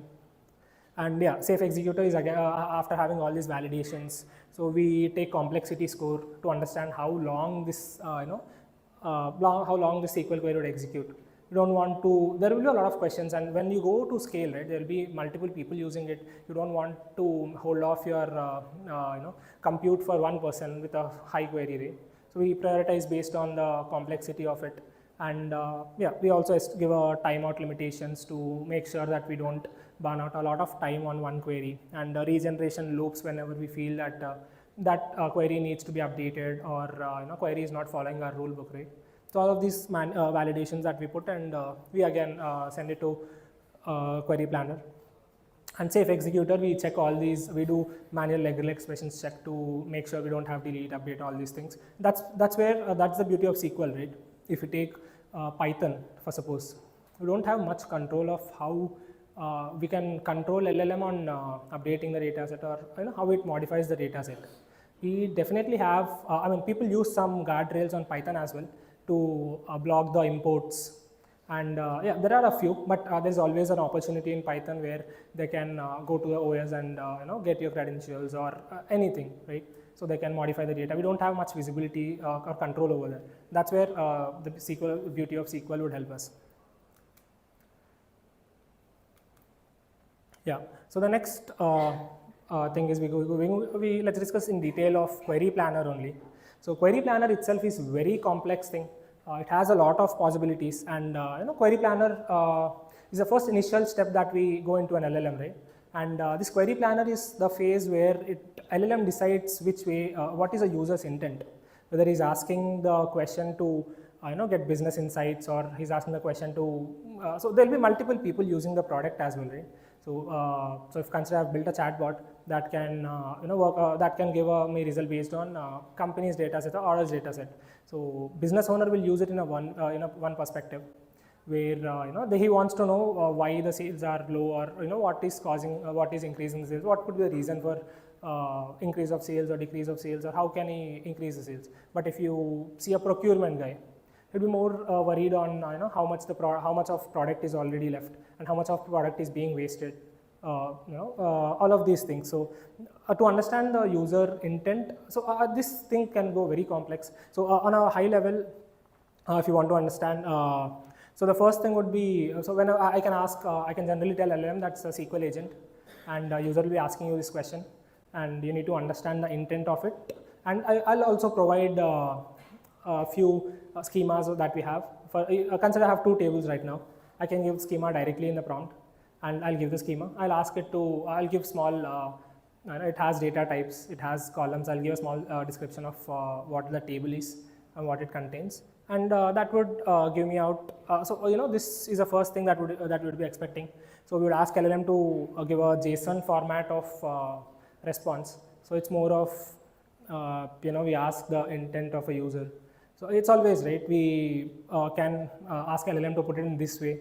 So we ask it to identify the best possible way of identifying the metrics that we want. So whether I need an aggregation on it, whether I need a filter, I need a filter on it, or what kind of tables it has identified, and what kind of columns it has identified. And again, this is completely different again. So because there are a lot of use cases, and this depends on what kind of use case that we're using. So somewhere I don't need filters and I need only tables and columns. So again, yeah, so that is a possibilities there. And yeah, and the query, so if I have two tables, right, I can simply give it in a prompt asking, rely to ask, consider these two schemas and identify the best one out of it. So right now, if I have 1,000 tables, can I put that in a prompt? No, right? So, the thing that's where we we can introduce RAG. So we initially have to maintain all the summaries and all the data, data dictionaries of tables inside a RAG. And whenever user asks a question, we do vector embedding search to get the best possible tables or best possible columns out of it. And so this is why we need the second agent also, where we pull in schema of each table and column, where after even identifying the table and column, right? So if so consider I have a RAG that has identified the specific table and column. So even my SQL generator needs to understand the relation between data. So that is where we are pulling in the column data again, and that is where the the SQL generation LLM query will have the context of what my data is. So yeah, all of that comes into Query Planner, and if something goes wrong in Query Planner, right, it's considered as so if for this question where I want to get orders value for Q1 results, the question is too vague or the prompt is too bad. If it goes in opposite direction, thinking that I only need this one and I have to delete the other data set, it's completely gone, right? So all the setting of LLM model, the understanding of path of LLM model is done here. So if you have really good control over Query Planner, I think we can definitely have better results. Not 100% true always, but have a better results. And also, we can also, so in the project that we have implemented, we also have role-based specific prompts. So if a financial team is using it, we have separate prompts for it, and it knows, and we built a memory of what questions they'll be using, what data sets they have, what would be their requirements. So it always knows what kind of person is using it. So if a data scientist is using it, it gives plots and it gives all the data insights. If a financial guy is using it, it gives what happened, what is what happened this and what kind of things that they can save next month or next year, where the data leakage, where the financial leaks are there, and all of those things. So yeah, adding all these parameters and making it as efficient as possible would increase the efficiency of the complete agent on a whole.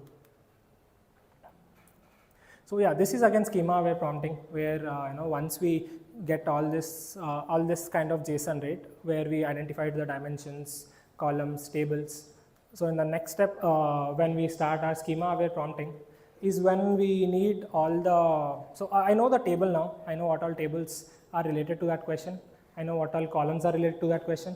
So now I need to pull all this data dictionaries, summaries of table, and add it to prompt, so that my LLM context is aware of all these relations between the data. Sometimes it's too complex, right? We can sometimes only schema is sufficient with the table name, what type of data it is. But in cases where the data is too complex and it's difficult for even us to understand the relation between the data in a first go, right? So in these cases, we also provide textual explanations of the data, textual explanations of what is a table, what is a column, how they are related, what is a primary key. All of these details would add and improve the efficiency of the LLM. So yeah. Again, all of this RAG flow and implementing generation of these summaries are happening through a separate agent only. We're not manually going through, checking the data and writing out what the column is. So we give a sample data of what is a table, what is a use case of the whole project, and with those things we generate these summaries. And so we have a feedback loop also. Based on the errors that we're getting, we again rework on this. We kind of rewrite these summaries based on the errors that we're getting, and yeah, that is the next step we're going to discuss it in the last. And yeah, so if you want to enforce any rules or any queries, right, where have to add guardrailing. So here, if you see this example, right, I'm asking the LLM to give rules as select only, not to use anything apart from select. No insert, no delete, no drop, no alter, and yeah, of course, no nested subqueries greater than level 3. So this is for a specific, for a small demo use case. So, but again, the reason is if the loop is more nested and the possibilities of error increases, and that would be fine-tuned by prompts and all. But again, it would take a lot more time, and you need to give equivalent compute and equivalent IOs so that your app is not down, right? And I've always asked it to put limit, so that I don't have to scan through all the data sets. So for some use case where I want to have the latest data, right, I might sort it and ask it to put a limit, or all of these rules can be business specific again, completely on the whole. So yeah, this is SQL generation part. So once we have the schema ready with all the guardrails, with all the schema, we so that prompt is sent to LLM again to generate SQL governance. So again, this is completely up to use case, but we can use different LLMs for different specific activities. So for generation of SQL, I can use something like Gemini APIs, and for SQL generation of for generation of SQL, I can use something like Claude APIs, which is really good at code. And for generation of summaries, all of that I can use Gemini.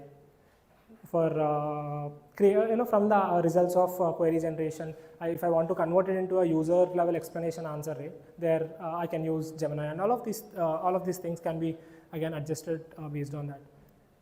So yeah, so once we get a SQL prompt, right, we go to validation phase, where we check if if we have. So the major important thing is if we have read-only blocks, or if we have all these insert, update, delete, as we discussed already. Even if you mention it in prompt, sometimes based on the quality of the prompt, or based on the hallucinations, we might end up in rare cases where we also get update, delete, or we might get all these things as well based on the user query and the combination of prompt and user query. So yeah, and so complexity scoring is again to understand the depth of joins, subquery, nesting subqueries, and how much time to estimate how much time can this LLM run, right? The SQL time could take to execute. So yeah, as we discussed, there can be cases where we, where SQL queries can take some 10-20 minutes as well. And yeah, regeneration loop is when we have validation errors or so consider our LLM has took the context in the wrong way and misinterpreted currency, right? So it might have misinterpreted currency for from int to string or string to int. So if you are getting any validation errors in SQL, while executing SQL queries, we can loop it back to LLM. And regeneration loop mostly works like when, so consider I've got same error 10 times, or once my 10 stack of 10 is full, I'll ask LLM to work on these queries and update the summaries again, so that we don't run into these problems. And that's how feedback loop works, and that again depends on specific business use case and the data we are dealing with. Yeah, so once we have SQL queries and we have executed the results, so if you're talking about scalability and all, so I mean we have kept fast API, it can be Flask or any other Python framework, but so we need async orchestration just so that we don't block the main thread until we have the SQL queries executed and we take all the IO operations. And yeah, so that's for a basic flow. And streaming response, right? So we've used, so there are two kinds of technologies we use. There is server-side events and WebSockets majorly to stream response to to the front end, so that we get every token streamed to front end without. I mean, you might a lot of guys have worked on HTTP, right? So it's a single call. So you make a single call, you get a response. But yeah, streaming is where we have a live connection all the time, and we'll be transferring each token by token from server to client. So we initially client will connect with server for streaming, and then client will store some kind of UUI, either user ID or some device ID, and we'll be pinging back on the same channel. So server-side events is single communication channel, and WebSockets is two-way communication channel. And so observability, yeah, we can use OpenTelemetry to, so we will be dealing with a lot of servers, right? First, initially we start with client, and then we start with API service. Then so if you have any heavy compute jobs, right? Consider you have a specific use case where so we have a RAG flow now, right? We have a RAG flow for complex table data set. So if you are running your RAG flow locally, that would be a bit compute heavy depending on the number of data sets you have. So in that case, we cannot run that on the main thread, right? So we need to make use of multi-processing in Python, and to make use of all the cores, because fast API is single threaded. So whatever you're running on fast API, unless you explicitly create this multi-processing, it doesn't make use of all the other cores. So you need to we need to make use of multi-processing. So yeah, and we can need to make use of microservices as well. So all these heavy compute jobs wouldn't end up blocking the IO and blocking the traffic to our application, right? So all of these microservices we put in a separate, and yeah, so as we are going through a lot of different services, it would be very difficult to track the logs and track what's happening. If you have an error, it will be really difficult to track where the error is coming from, what is causing that error, as a lot of people will be using the application at once. So that is where this telemetry observability will help us. So we'll give ID to each of the queries, and we'll track it across all the services. And yeah, concurrency control again. So if we have this RAG flow, and consider 100 people using it at once. So our consider we have a 8-core machine, and if it can take a load of up to 10 people, 20 people, or 50 people, right? Depending on the size of the data set and the compute we're doing. But if there are more than thousands, hundreds and thousands of people, we cannot run all their queries at once. So yeah, so this is part of one of the application that we built at Tiger. So we've started building the application for only 50-100 people of a company, and the company grew heavily, and within a span of 1 year, the company size increased to 2,000, 3,000 people. So that is when we had to introduce. So I mean, people are using the application, and the application was breaking, and because of the scale, which is not built to handle, right? So we had to introduce all these concepts of queuing, job scheduling. So where if 10 queries come at once, what we do is based on our size of compute that we have, we will not process all 10 at once. We use celery for queuing, celery, or there are a lot of other options as well, a lot of other async options as well. So what we do is we query only first 3, and the next 7 would be waiting in the queue. So that once the first one is done, the 4th one will enter into the queue, into the job, and that will be executing. So that is concurrency and rate limiting in terms of in terms of having a heavy compute engine. So and also we are using streaming now, right? So in streaming, streaming is more like a WebSocket or server-side events, right? It's more like when client pings server for the first time, it will store the ID and it will have a live connection for almost all the session time. So the problem is if a lot of traffic came in and we scaled up the servers, so the second server wouldn't know the client of the first one, right? Consider I'm using my laptop. So I've started my chat. So I'm connected to one server, the first server.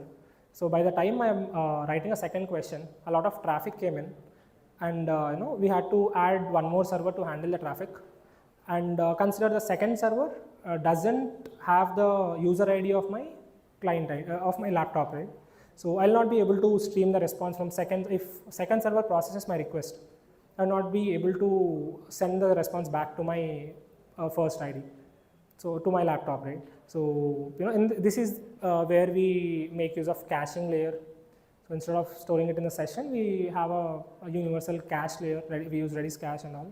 So that would store user IDs and which instance is connected to which device. So so if I have, even if I got my request to the second instance, that would go to cache layer. That would identify where the connection is established. So it will use pub/sub, and it will send these tokens to first server and first server to my laptop. So that is the concept of streaming and concurrency control. Yeah, so coming to scaling and optimization, so consider if, LLMs are too costly also, right? We can't keep burning our tokens. So consider, so first one is schema cache.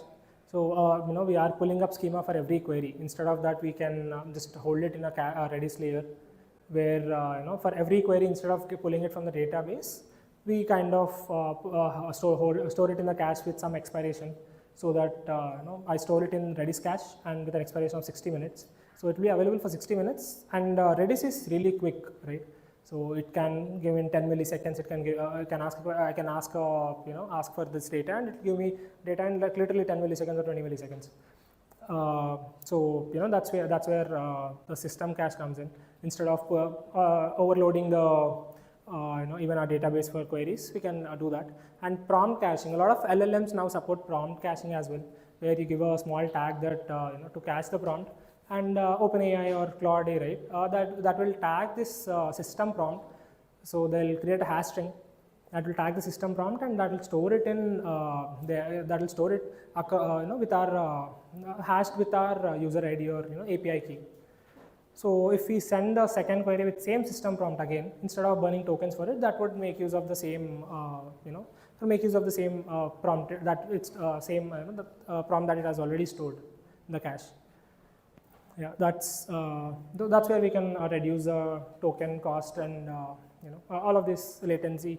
So it also reduces latency, right? We already have the context of the system prompt stored already, so that would also reduce latency and a lot of other benefits with that. So yeah, third one is result caching. So consider we built an application for a meeting, right?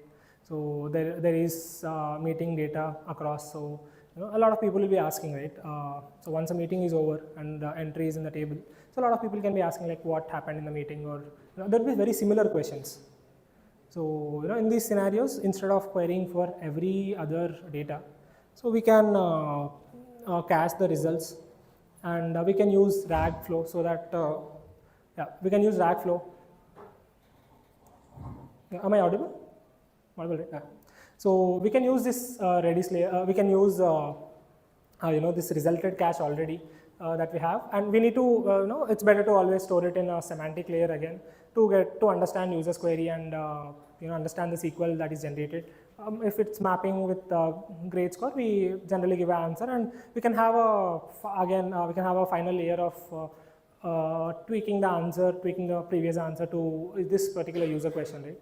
So that he also gets the exact context of what he's asking and all that.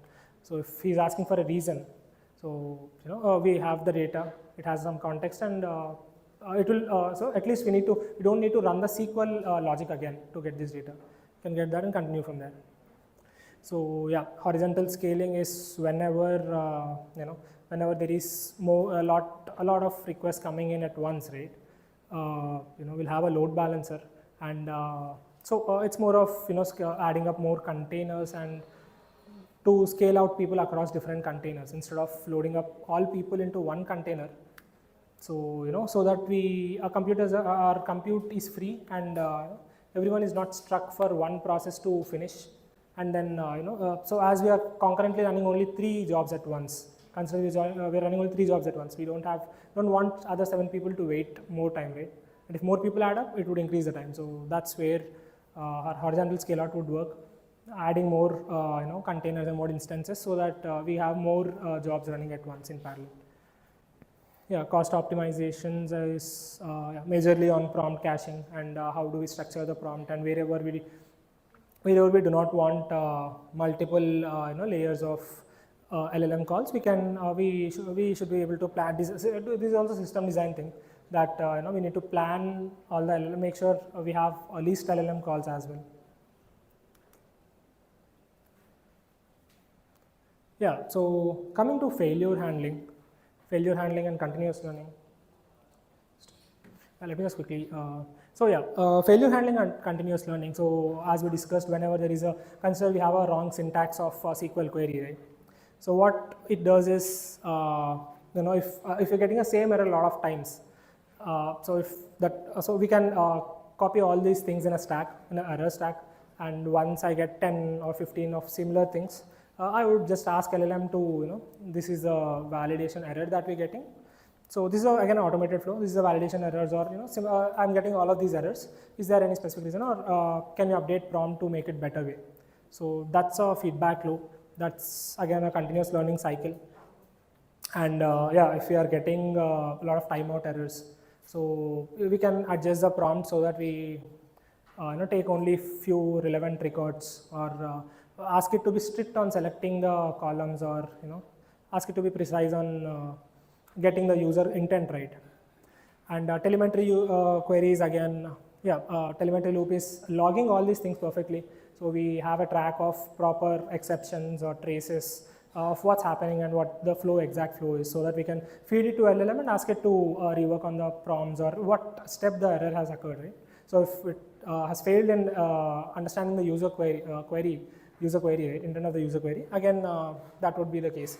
And we can also build up our memory base, where if a lot of people, a lot of teams will be working on the same chatbot. So if a data scientist asks a question based on their role, we'll keep updating their memory. So so that if it sees the role as data scientist, it will be in more analytical oriented way than if someone from HR team or someone wants to chat with a HR bot. That's a completely different story, right? It's like a Q&A. If they ask a question, they want an exact answer, what is in the knowledge base or what is in the document. And if it's a data scientist, again, it's completely different use cases, different teams. We build up the memory so that it understands the context and has a skill of what they're doing, right?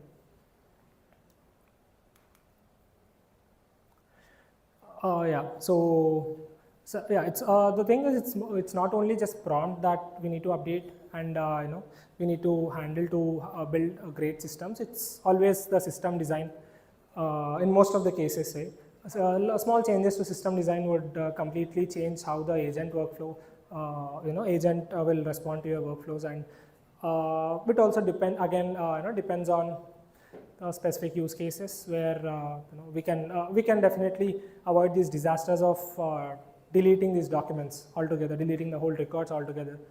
And governance, yeah, definitely. So without governance, still any LLM, not only this specific case, but if you take any agentic workflow, we definitely need governance so that LLM knows its boundaries, and we are guardrailing and grounding the LLM so it doesn't has a full automation in any other case, and take control of full workflow.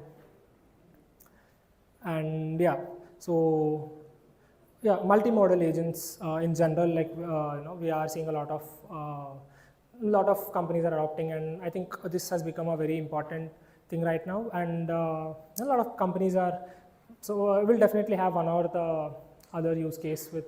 So a lot of now the data is increasing, right? And we definitely need an assistant to analytical agent that would help them to improve the that would help them to make these things quickly. If you guys know, there is something on MindsDB, so that also is very similar to, it's an open source project, and people there they built a similar system.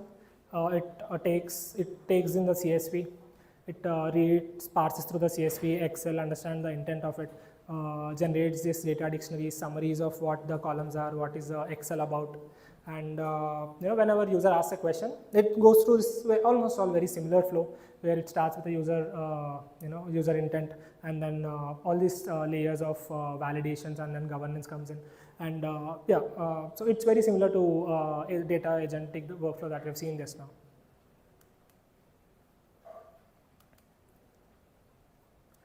Yeah, and I also have a small demo for you guys. So I built a small demo workflow. I'll just share my screen. I'll just change it on top. I have a question. Yeah, sure. So, currently, before SQL and they used to do MCPs, right? Yeah. Build, based on the API documentation, they used to build MCP servers. MCP servers. Yeah. And to agentic RAG on. Right. Is this better compared to that? Is this? Or what is your experience? So I mean, MCP agent with a RAG is what you're asking, right? If I get. Yeah. So I mean, it's completely similar, but in a structured way, and in a way where we doesn't get into any of these things, right? Where we do not update the. So we are controlling the LLM here. The thing is. So most of these workflows, right? What is MCP RAG again? MCP SQL agent. So it's kind of a tool that we use to execute the SQL query, right? But the important part is how we generate the SQL query. So even before generating a SQL query, LLM needs to know the context of the data set so that it can give a better result. And if we add more parameters like role-based access and our previous my chat history, all of those things will increase the efficiency of the LLM more, right? So what we're doing here is initially building the context. And we are adding governance layer to it. So I would say similar to it, but making the things efficient. Does it depend on the volume of the data? What is it? Does it depend on the volume of data? Yeah, it completely depends on the volume of data again. We can, if it's a small data, right? If it's very simple, straightforward data, you can just give it in a prompt, and that is straightforward. It also understands the relation between the data, between different columns. But if the data is too complex, it needs to understand what that column represents, right? What that column of data, what is the product represents, right? So if my orders table has something like price and customer ID, it needs to understand customer ID is, customer ID represents customer, and that is linked to customer table. It needs to know that I can get that data from customer table also. So if you give the data dictionary, the column dictionaries will be similar, right? Summary of customer ID from orders table will be similar to summary of customer in the customer name. So all of these things would help. Yeah, all of these things would help our RAG to identify the particular columns that user question is intended. Yeah. So did I answer your question? Yes. Okay. So for building agents, which framework So LangChain. So the question was which? Yeah. Okay, so the question is which agents that we, which framework that we want to use for building agents, right? Either LangChain or LangGraph. So LangChain is for straightforward simple implementations. So a LangGraph is again extension of LangChain. So LangChain is like more of sequential steps, right? So if you see here, the sequence would be first query planner, then schema builder, then a executor, then a validator. But to add these validations, so again LangGraph is extension of this, and this is node based. So LangGraph will have nodes. So at the SQL generator, I can have if I have a conditional things, right? So if it's I would say if it's a complex query, right, I would ask it to revalidate it with the schema. If it's a simple query, I directly execute. So we can add this customization of this type of customization is more available in LangGraph. Oh, I have not used any framework, so it's it's just the open loop that I've used. I mean, it's open code that I've written. So I've used basic open router for LLM. I was focusing more on the system design aspect of it. So I'm manually putting each of these LLM calls in a sequence, and I've used, as it's only one condition, right? This is not a very so I've given the same application of orders and customers, and as it's not very complex, I've used one conditional statement if else. So yeah, LangGraph is more of you add nodes, and edges would decide what output goes into what node again. So yeah. Okay, I'll just share my screen so I can.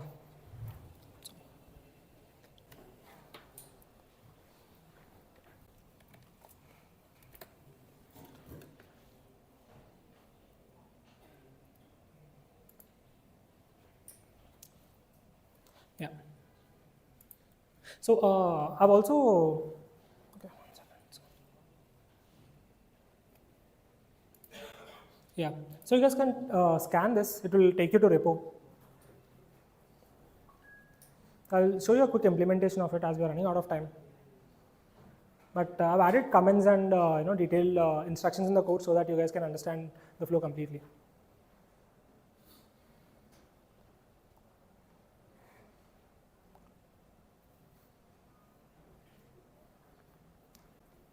So I'll just quickly move to VS Code.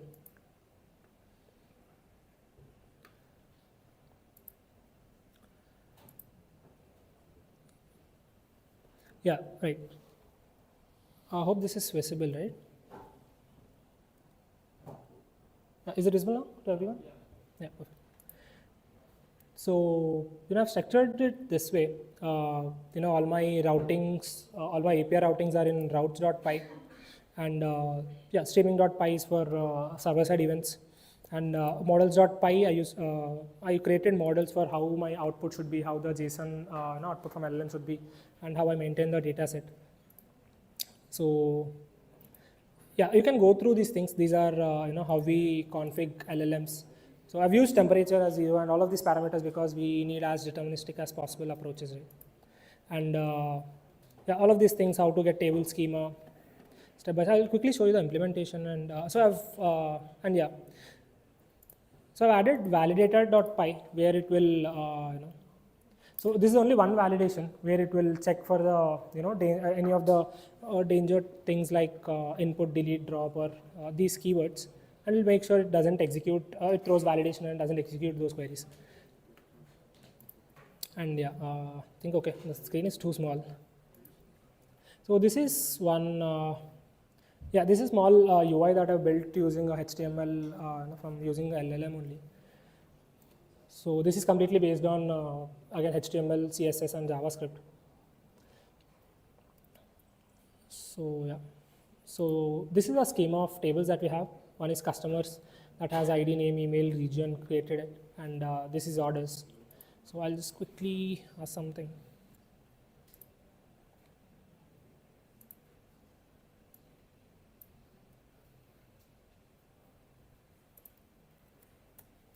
So this query did not work previously. So I'm using free OpenAI tools now. So it could be a bit slow. But give me a second, I think. Yeah, the flow goes in this way. If you see the logs, right, this is a user question. And so our first agent is trying to extract query intent. So it understands the user query. So the start of agent 1. So this is a user query, what is the most sold product? And so it shows these are available tables, as these are only 2 tables, haven't implemented rack flow. So yeah, and provided schema for 2 tables, and this is some open source model I'm using through Open Router. This was only working, others are rate limited. So yeah, so this is a full prompt that I'm sending, asking it to generate a SQL query, and this is a SQL planner. So asking it to identify the tables, columns, filtering conditions, and I've given the schema to it. What are the primary keys of each of the table, and how to respond, what response I'm expecting, right? And some extraction rules as well. So I've added this, again, completely changes based on their business specific use cases. And yeah, so I've got a LLM response. It said it needs an aggregator of orders in orders table, and the product name is what I want, and it's also checking the quantity. Yeah, and the second phase is building schema context for tables. As we have prompt here, we do not see much use of this agent 2, but in case of RAG agents and all, this would add a lot of value in helping LLM to understand the relation between these data completely, and that is where we also need to give a textual representation of what it is. And then agent 3 would pick up this prompt and go for SQL generation. So yeah, what is the most sold product?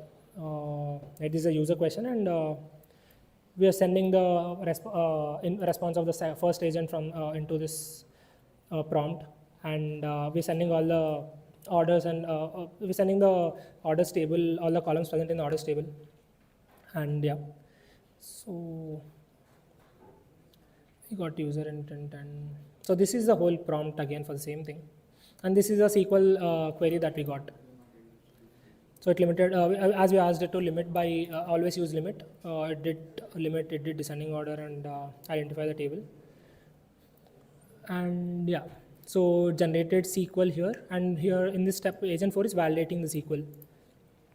So yeah, so it find zero retries, as it did not find any syntax errors or any validation errors. And this is a final SQL that we got, and agent 5 is executing the SQL. So yeah, that's it. So at end we are also making one more call just to make it make the response user friendly. So provide a brief natural language summary of these results by conversation and highlight the key aspects. Keep it under 3 cents. Yeah, this is the prompt that I've done. So yeah, you guys have, so we got the response for this as well. So who is the most sold product is mouse, and the roll quantity is 5. The data set. Yeah, you guys can go through this code. I think you are able to access the code, right? Okay, perfect. And for guardrails? So we have a validation for guardrails as well. 1 second. Yeah, so we have a validation for guardrails as well. We are checking if the so the only basic validation that we have here is we are checking if it's a select only query or insert, delete, update queries. Yeah. So we can add a lot more things to make sure the time limit of execution can be less than should be completed in 3 minutes or something. You also make sure the nested looping doesn't come in. Have only single joins, or whatever is the most relevant one. Yeah. Thanks, Sai. So we're throwing up an Ask Me Anything session for the next 10 minutes. So if anyone has any queries over the sessions or any of the work that Tiger does, just to quickly raise your hand. So we have Sai answer those. We get Sri Vallabha in a So this is a very simple feedback loop. We just feed the validator errors, right? Any kind of errors that we get, we feed it to LLM. As this is completely what we are building from, completely relying on LLM, right? To either to generate the summary of the document or column, and also we are relying on LLM to use the same for the execution. So this feedback loop is more of updating the use case here, right? As per the use case here, it is more of updating these summarizations of the table so that we get a better intent. It understands better context of the question. Got it. So I have gone through the code. Yeah, you mostly change. Yeah. Right. So it is not iterative. It is not? Iterative. Chains are not iterative, right? Oh yeah, so not iterative. Right. So how do you manage the second time? So yeah, so it is conditional statements now. It is conditional chain. So I haven't even used the lang chain, right? So the concept is similar, but we are not using the framework. So we have the flexibility, and I'm using a conditional statement. If you see, if there is any error, that we do a loop feedback. React, so yeah, I mean, see, reasoning and acting based on the reasoning is definitely the same thing. So You give all these tools to Uh-huh. the React agent, uh-huh. and then that continuously flow and until it has the right answer. Right. So it's more of what understanding the error, right? Understanding where it's going wrong, reasoning and understanding where it's going. So it's the same thing that can be run in prompt also. So in the validation loop, so we don't have that extensive demo right now. It's only a small demo, right? So you can definitely add all these reasoning chain of thoughts, right, into your feedback loop as well. Yeah, into your feedback loop as well, so that we get all this insight. So it first understands what is error and make the changes based on that. That completely again can be another chain. Anyone else for a question? Then you can either address it to Sri Vallabha side, or we also have Manoj who is our machine learning initiators. So anything around the sessions that's done, or anything around Tiger, any questions?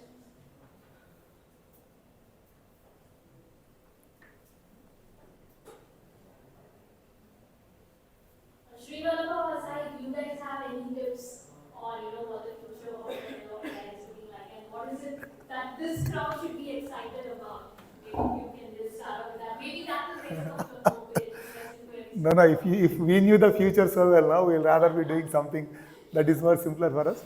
But yeah, maybe Sai can add, but typically, right, I saw there are some students, some veterans, some people starting off now. The only thing I can tell is the things keep evolving. Agents, then tomorrow something else will come.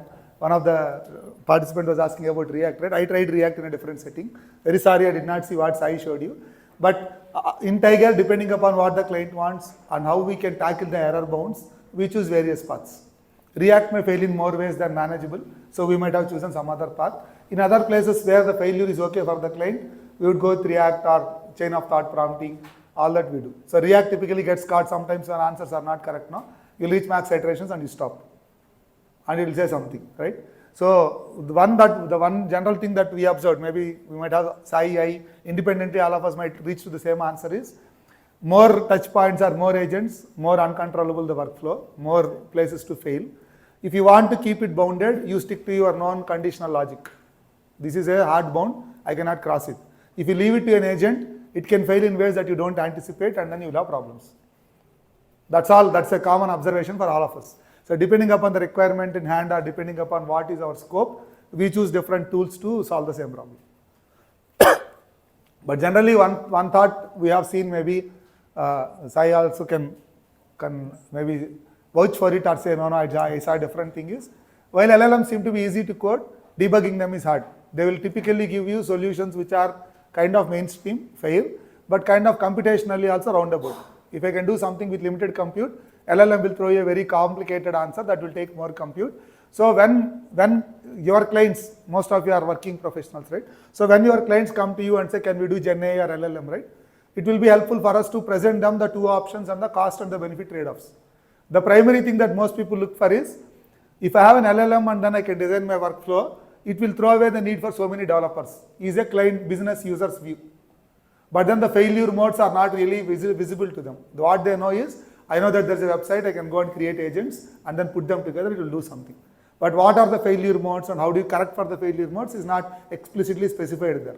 So when they come to you or when they come to us, what we do, we show them the traditional route is this, the agentic route is this, the pros and cons, do some evaluation, present. That's what we all of us can do the same thing. It's not as if somebody has magic and somebody does not have, no? Same open source tools, all of us are in the same world of Python. So that's what we see. But for the students, if there are any generic questions, they want to ask, anybody can ask questions.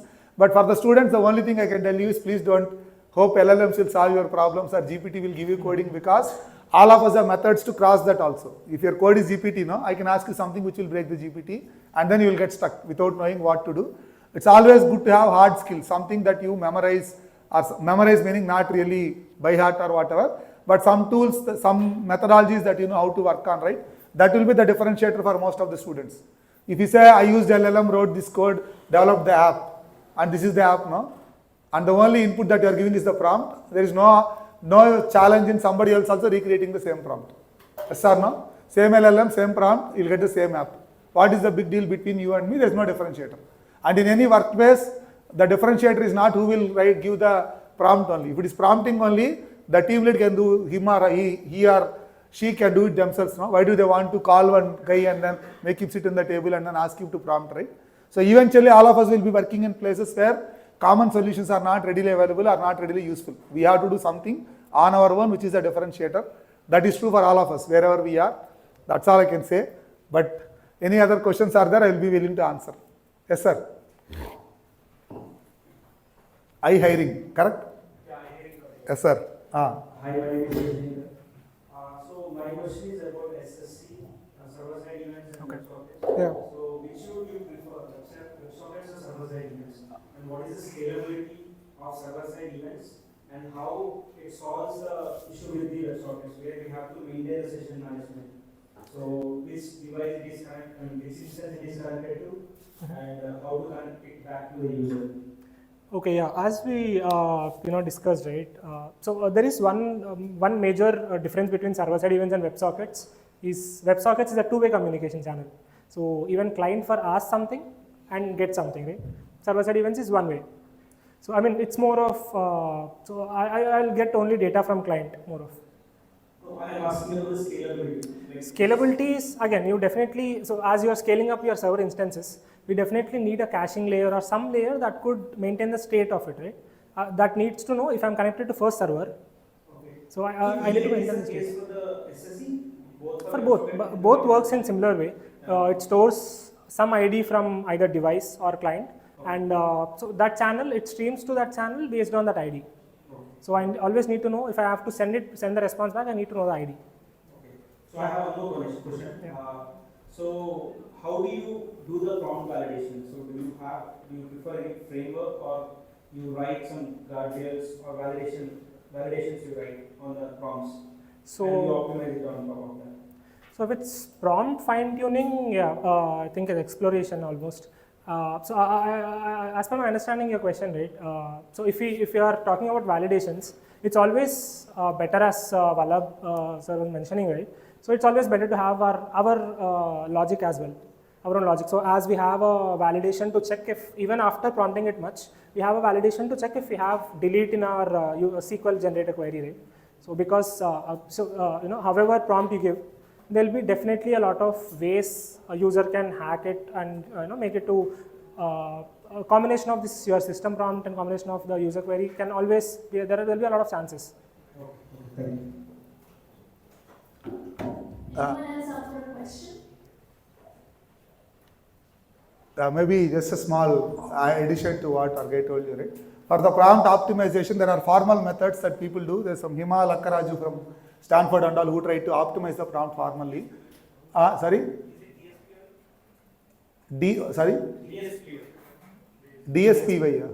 DSPY can also be used. Maybe, but there are formal methods you can try, but that might be more search based. When you don't have so much time, we do the few checks here and the sampling, and then that's how we complete.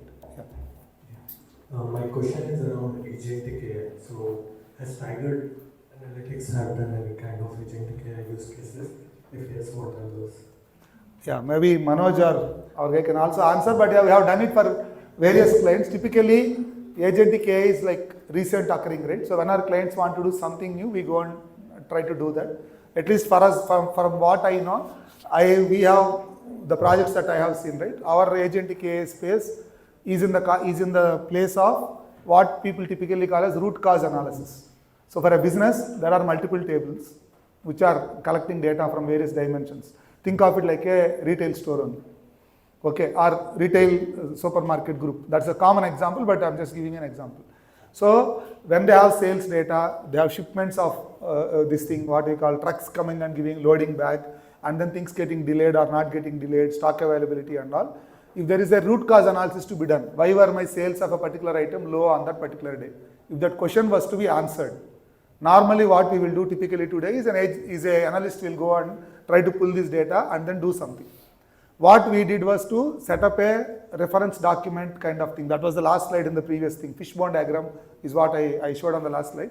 The point is you can say if the sales are affected by these and these and these features, or these are the factors that can affect the sales. And then for each of the factor, there will be a tree kind of a thing where there are sub-factors which will affect that particular factor. For example, if sales are down can be because of product not being available, competitor giving a discount, okay, or there might be holidays and the store was closed because of extreme weather events. Anything can happen because of the sale to affect the sales. So the agentic that we did was like a React, you was telling, no, something like that, which will ask, given this problem, let me ask what these questions will say. I would not leave it to the LLM to come up with the business knowledge. We have to provide it in some format, text format, PDF, markdown, whatever you want to.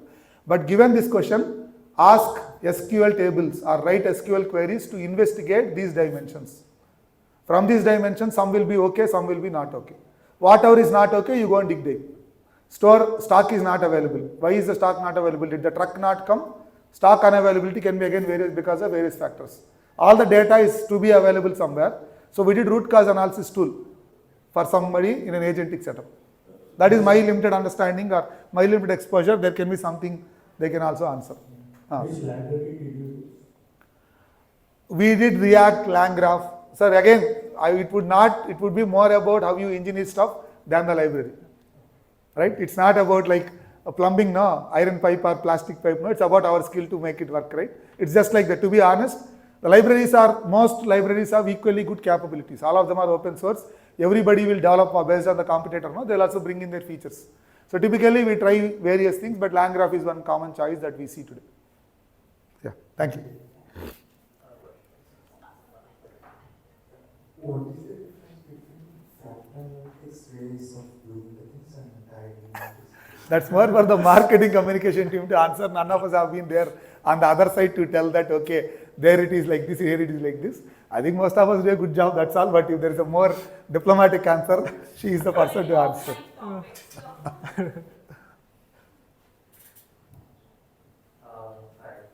I saw your brochure, it says 4,500 employees, 1,500 projects. So I have two questions. The first one is how you guys function as an organization with 4,500 employees.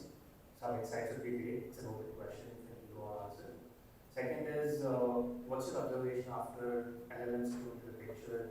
Most people said that jobs will be endangered. Are you seeing increased customer requests and more business? Do you see it increasing, or do you see that there could be issues in the future where LLMs can actually do analytics kind of jobs, and that could be over? So it's an open question. Okay, maybe I'm the senior guy, I'll take it so that this guy is not worried about it. The point is, see, LLMs came, all these are maybe in my understanding of the world, right? All new technologies go through what is the popular Gartner hype cycle. People think it will solve all the problems, they'll spend too much energy, then they'll go to the valley of despair and eventually realize what is it that I can use it properly for, right? So there's another proverb, no? When all that you have a hammer in hand, every problem looks like a nail, right?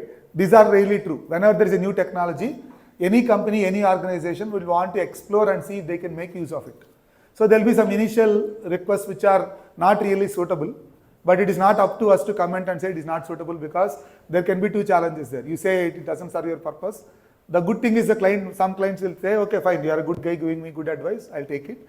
But he or she will also have to prove it to their leadership, and then that I tried, it did not work, or I tried but these are the cost benefits. So sometimes they'll say, okay, let's do it and show. So some of the times what we do is we'll scope something which is fail safe, fail fast, whatever you call, and say within that sandbox, this is experiment, this is methodically tested, these are the observations. This is what we present to the users. Some of the times LLMs will be the solution. Some of the times more deterministic process flow automation would be the solution. So eventually clients realize they go that path. That's what we see. More people, how do we organize? I think we have, all the big companies operate more or less similarly is what I think. I don't know. Again, I'll leave it to Shirley to answer. We have teams, people working with each other, but I don't understand what your specific question was maybe. Maybe Shirley can answer that or something like that. And it seems like a lot of engineers just wanted to understand how you guys function.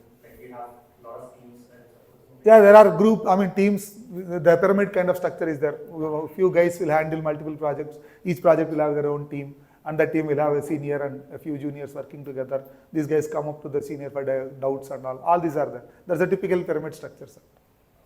That's what I can say. Yes, sir. It will take some time for the mic to come. If you can speak, we'll try to follow. I can hear you. Okay. It is related to context-based question.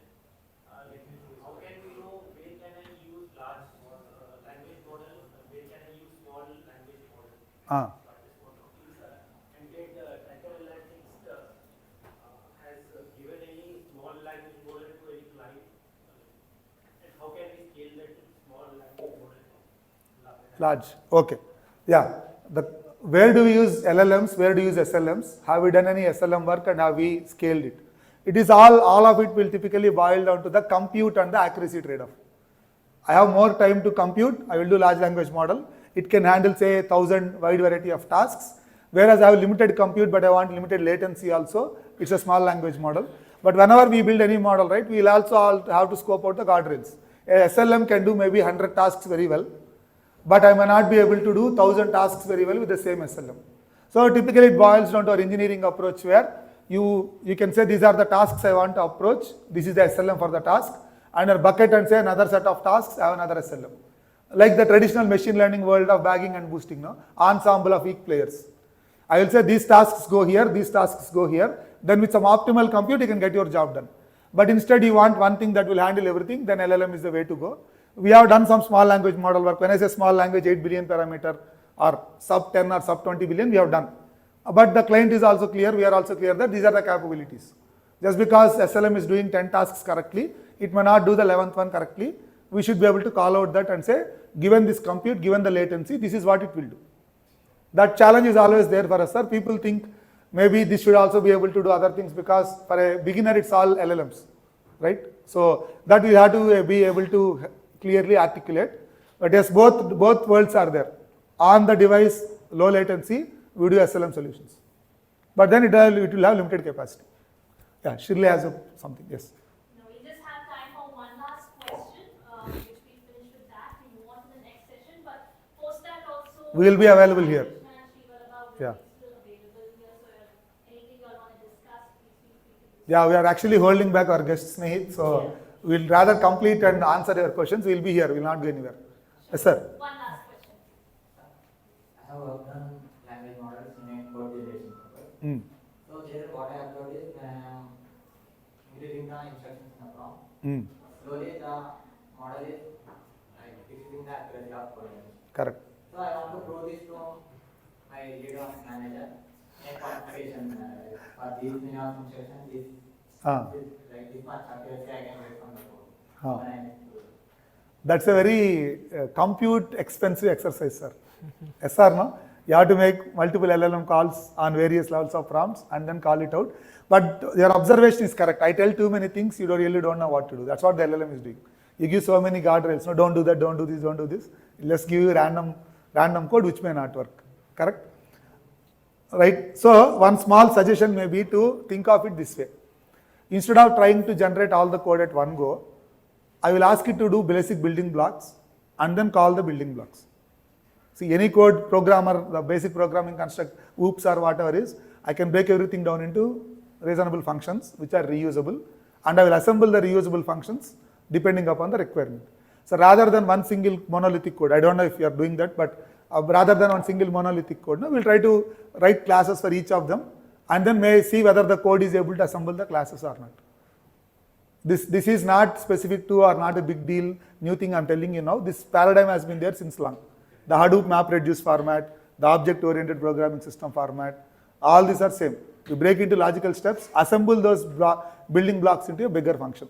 That may be a better approach than saying, this is my task and these are your prompts, please give me a good code. Rather than that, you can try to do this. Each function can be verifiable with test code, with test cases. That is more tractable approach. That's all I can say, sir. Okay, thank you.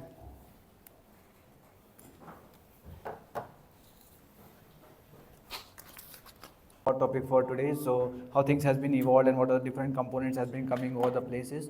We're going to talk more about that. He's also one of the core member of the HiPi community. So I would like to hand over the mic to him.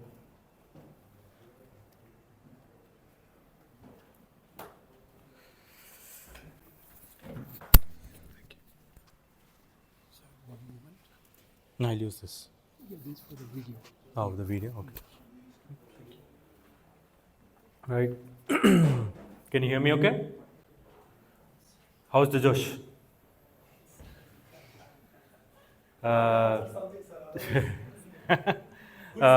Yeah, good afternoon, everyone. Again, thank you, Bhushan. So again, I'm also one of the volunteers for the Hyderabad Python user group.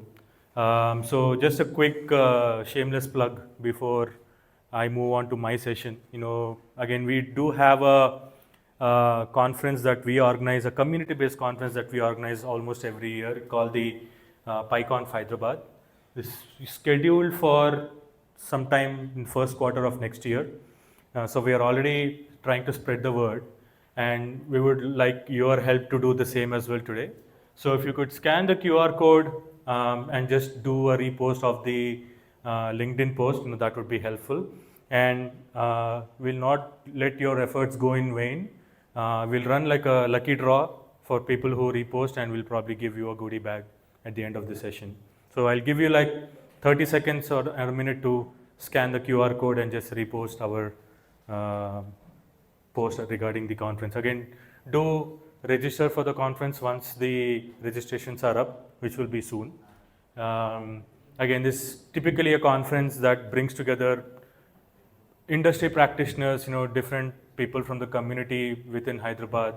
It's a very localized event wherein it's a smaller group, so there's a lot more focus, but we do also have people from the international community coming in and presenting during this conference as well. It's usually a one-day conference. Typically, we also do like workshops and dev sprints on either side of the conference. So if you are interested, please do come in and attend. And if you are interested in volunteering also, do reach out to us. We do have, again, it's a volunteer-driven event. So, so we do have, the more the merrier, right, in terms of volunteering.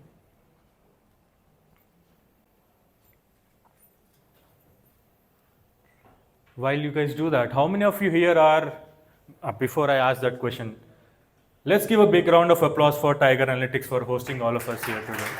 For the senior leadership, for Shirley and team, thank you for hosting us. I think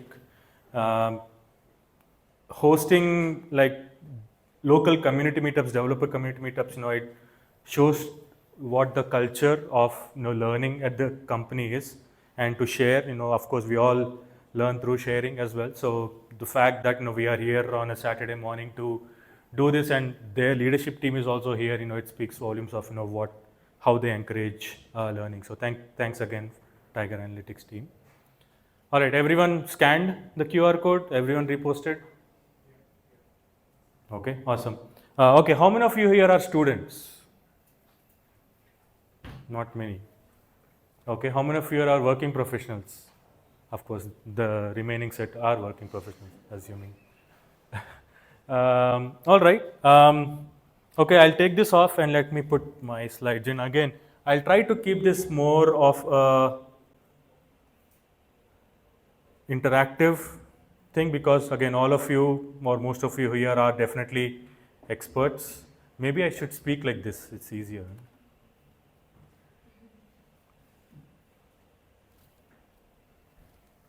All right. Bhushan, all good? Can I start? Okay, perfect. So again, buzzwords, right? Again, little bit about myself. I'm Snehitalam Raju. I am a director for data and analytics at a company called RSM, which is a middle market consulting firm, like the big four consulting firms, like we have Deloitte, PwC, I don't want to name the other two, but of course you get the idea, right? So we are one of the top 5 consulting firms. So I lead the India data analytics practice. I've been doing all things data for the last 18 plus years, and as Sri Vallabha might allude to it, we do have seen these different hype cycles ebb and flow. Again, it only feels like yesterday where we were calling data scientists as the sexiest job of 21st century, and now no one wants to be a data scientist, or no one wants to be in the hype of the data scientist, right? But again, so same thing is with AI, agentic AI. So I just wanted to again, as part of our role, we do speak to a lot of clients, and because we are focused primarily on the middle market, middle market basically are companies who are not the Fortune 500, who cannot afford the big dollar amounts, so they are primarily into even maybe setting up their data estate, right? So for me, it becomes very important to understand, because these might have been companies who might have invested in, say, a Power Automate, or because it comes free with their Microsoft suite, or they might have invested in a RPA tool like UiPath or Blue Prism or whatever that is, right? And now all of these CXOs, they go out to different conferences, they hear about the term AI, agentic AI, and they say, hey, we want to do this at our company, right? Now, it becomes important to understand, okay, what does even automation mean? What does autonomy mean? What does agentic AI actually do? Is it even relevant for us, right? So again, these are terms, technologies, or methodologies most of you might have already been exposed to.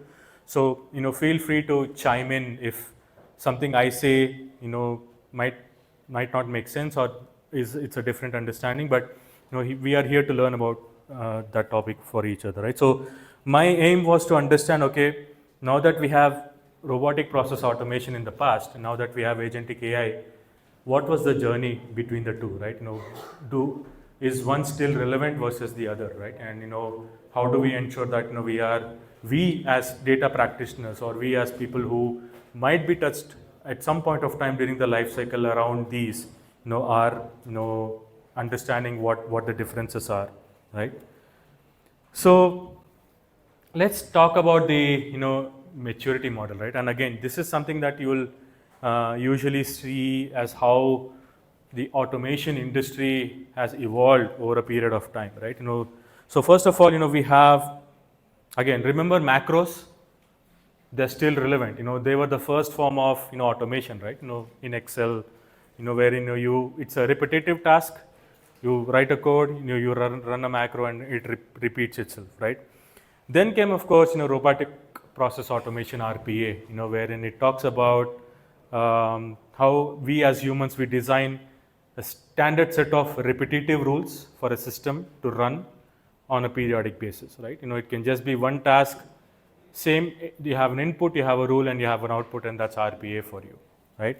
And then, again, there were limitations with RPA, there still are some limitations with RPA tools and technologies, but the industry has evolved and matured over years, right? The RPA industry. And today, most of the enterprises do have some level of autonomy or autonomous systems, that they implement or they have implemented, which are embedded into the business processes, right? And that becomes very useful for them to gain or take back time and invest it into other things as well, right?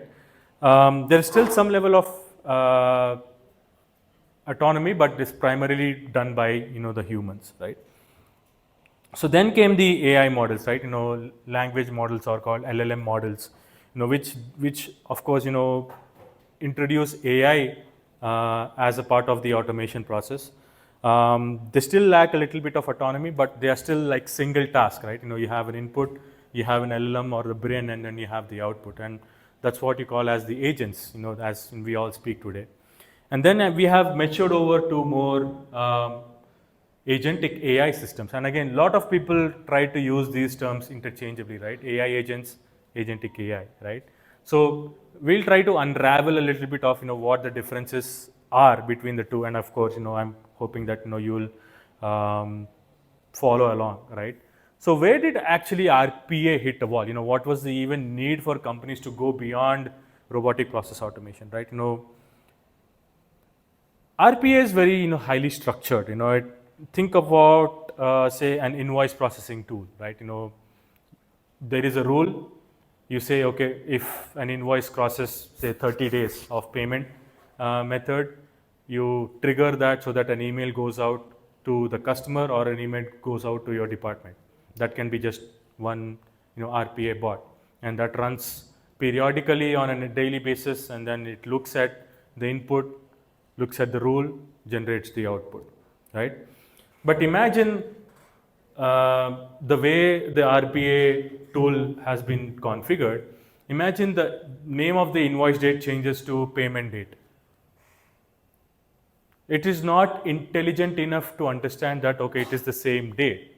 So that RPA workflow breaks, right? So it is very rigid in the sense that, if this is the input, this is the output, this is the field, I will run this. Otherwise, I will not run it. Say your email on the output side, say your email engine settings change, it will fail too, right? So it is not intelligent enough to adapt to changes. So it's quite rigid in nature. And more importantly, it has no memory. It doesn't say that, okay, I have failed for the last 3 or 4 times, so it's possible that I need to schedule or trigger to my, say, finance team saying that, hey, you need to look into this workflow. It doesn't have that intelligence. It doesn't have that memory that it goes back, looks at the logs, etc. Right? And of course, it doesn't have the ability to plan. Imagine there's a complex workflow, and what the example that we took is much more simpler in nature. But imagine a complex workflow. It doesn't have the ability to break it down by itself into individual tasks. We need to do it for them, right? So those were the limitations. Those still are limitations of RPA to a certain extent, right? And that then takes us to what we called it as intelligent RPA, right? From regular based robotic process automation workflows, we move to say intelligent RPA, which integrates basic AI, albeit with guardrails, albeit with some exceptions, rule exceptions, so that there are guardrails in place so that they don't go out of bound. So for example, basic example of RPA can be, as I said, invoice processing or data entry. But intelligent RPA will be, chatbots, right? Chatbots are still little bit more intelligent than, say, a regular workflow or a regular macro, because they'll still answer, but it's still answered in the same way, right? And so there is still some level of understanding, but it's still not fully autonomous by itself. And then of course, structured data, right? The input that you can provide to intelligent RPA should still be structured. It should be a document corpus, it should be an Excel sheet, or it should be a form with a specific field and with a specific set in place. Now, more as and when we moved along the continuum, you had the cognitive automation which uses AI for unstructured data, right? Now you have an OCR or a PDF in place. How can we make sure that there's automation around it, right? How do you do sentiment analysis using a video feed or using a customer service voice call, right? Everyone heard of that term. This call may be recorded for monitoring and training purposes, right? We all heard that. What was that for? That was just to train, to ensure that they do sentiment analysis around it, right? So again, agentic AI, then of course came the agents wherein they are more autonomous, they are goal oriented, they are adaptive in nature, and they are intelligent because they use AI. Of course, there are certain limitations or challenges, that we will definitely look into, right? So we are in the agentic AI era today, right? They are goal seeking, they are context aware, they know context. If you add a database, vector database to it, it understands history as well, right? They can complete tasks with minimal manual intervention. Of course, HITL, human in the loop, is still important and required, but we are already at the stage where automation has evolved into the agentic AI frameworks. So if we want to have an analogy of how we have evolved, right? RPA or traditional scripts are more like interns in your company. They just follow step-by-step instructions. They cannot go beyond the script, right? So whether if you have to copy data from an Excel to an ERP, or send a template email, that's what RPA or scripts are for. LLM powered or generative AI powered LLM assistants, they are like junior associates or first level associates, who can answer questions, but only when prompted. You need to ask your associates, hey, can you give this to me, and that's when you get an answer. They'll still do the job for you, but they are not like, they do have some context, but you still have to ask them, right? Agentic AI is like the trusted, the superstar assistant, who can plan, who can act, who can follow up, do everything that you require, right?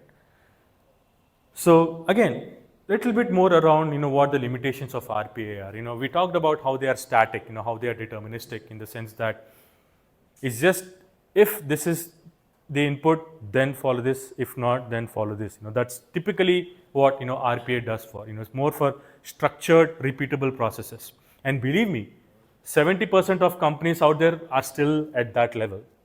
You can still do some level of proof of concepts around agentic AI, but you need not even, people are not even there to follow some level of automation, right?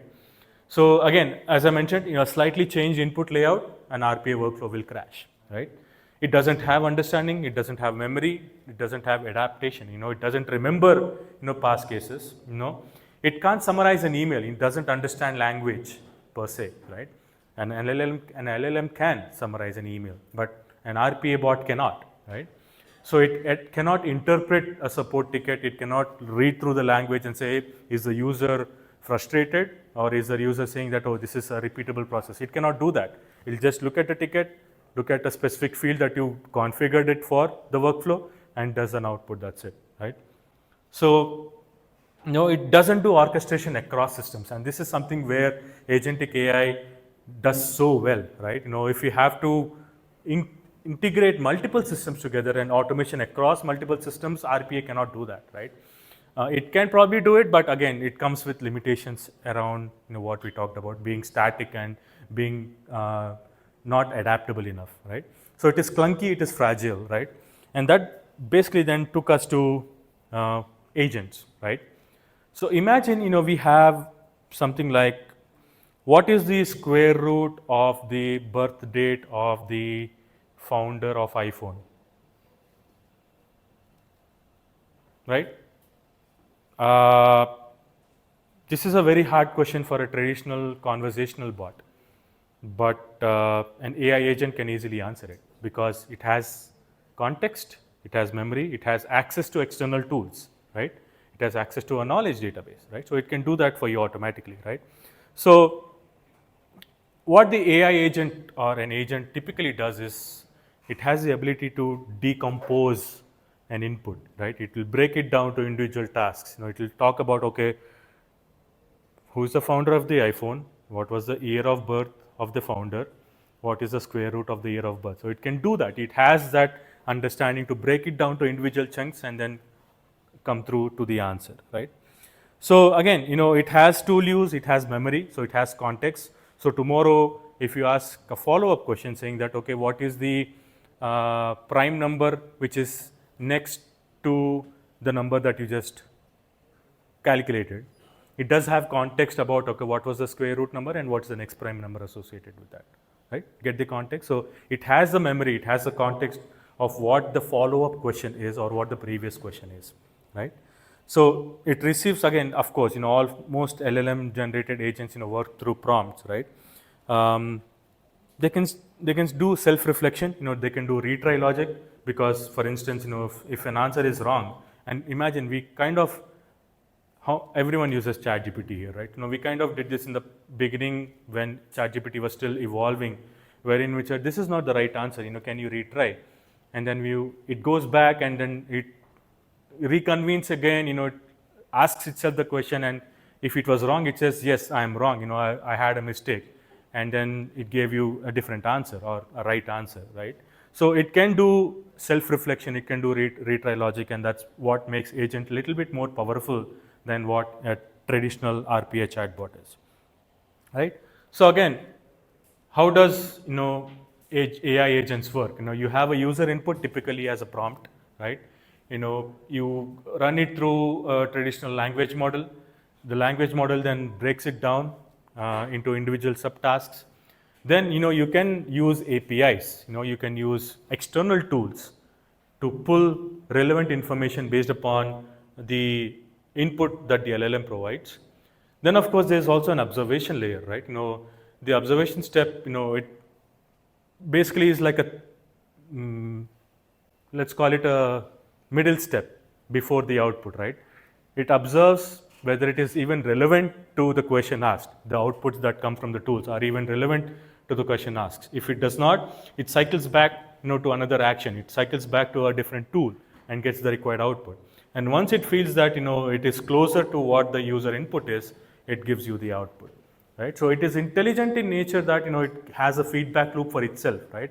And again, we look at different architectural paradigms or design paradigms of how AI agents work, and you will see that I think React was one of the design patterns that we talked about earlier, right? So once the final answer is reached, you have an output that it will provide. So again, it's important to clear up common misconception, right? LLMs are not just agents, right? LLMs are predictors. If you look at it in true technical terms, LLMs are just predictors. They just generate text, right? They don't have any goals. The context around the LLM provides the goals. It provides the context. They don't act unless they are prompted for. LLMs typically, right?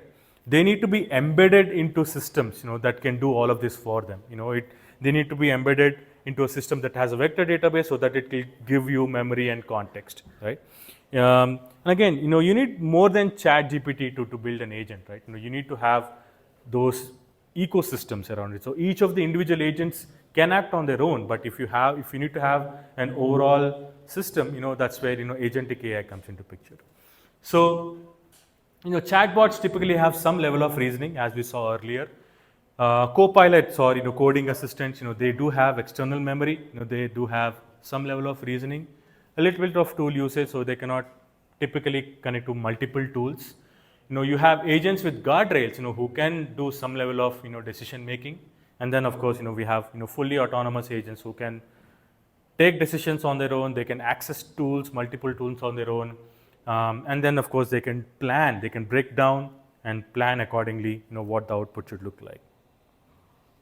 That brings us to the agentic AI architecture, right? So there are multiple layers that agentic AI framework typically works with or handles, right?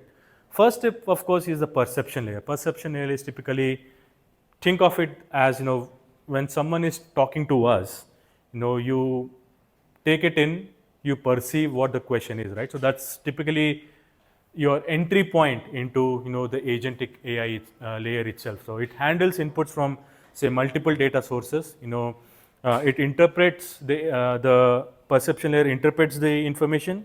It can be using vision, using audio, or it can be other sensor streams if it is IoT based systems. So there is some situational awareness in the perception layer that the agentic AI architecture gets, right?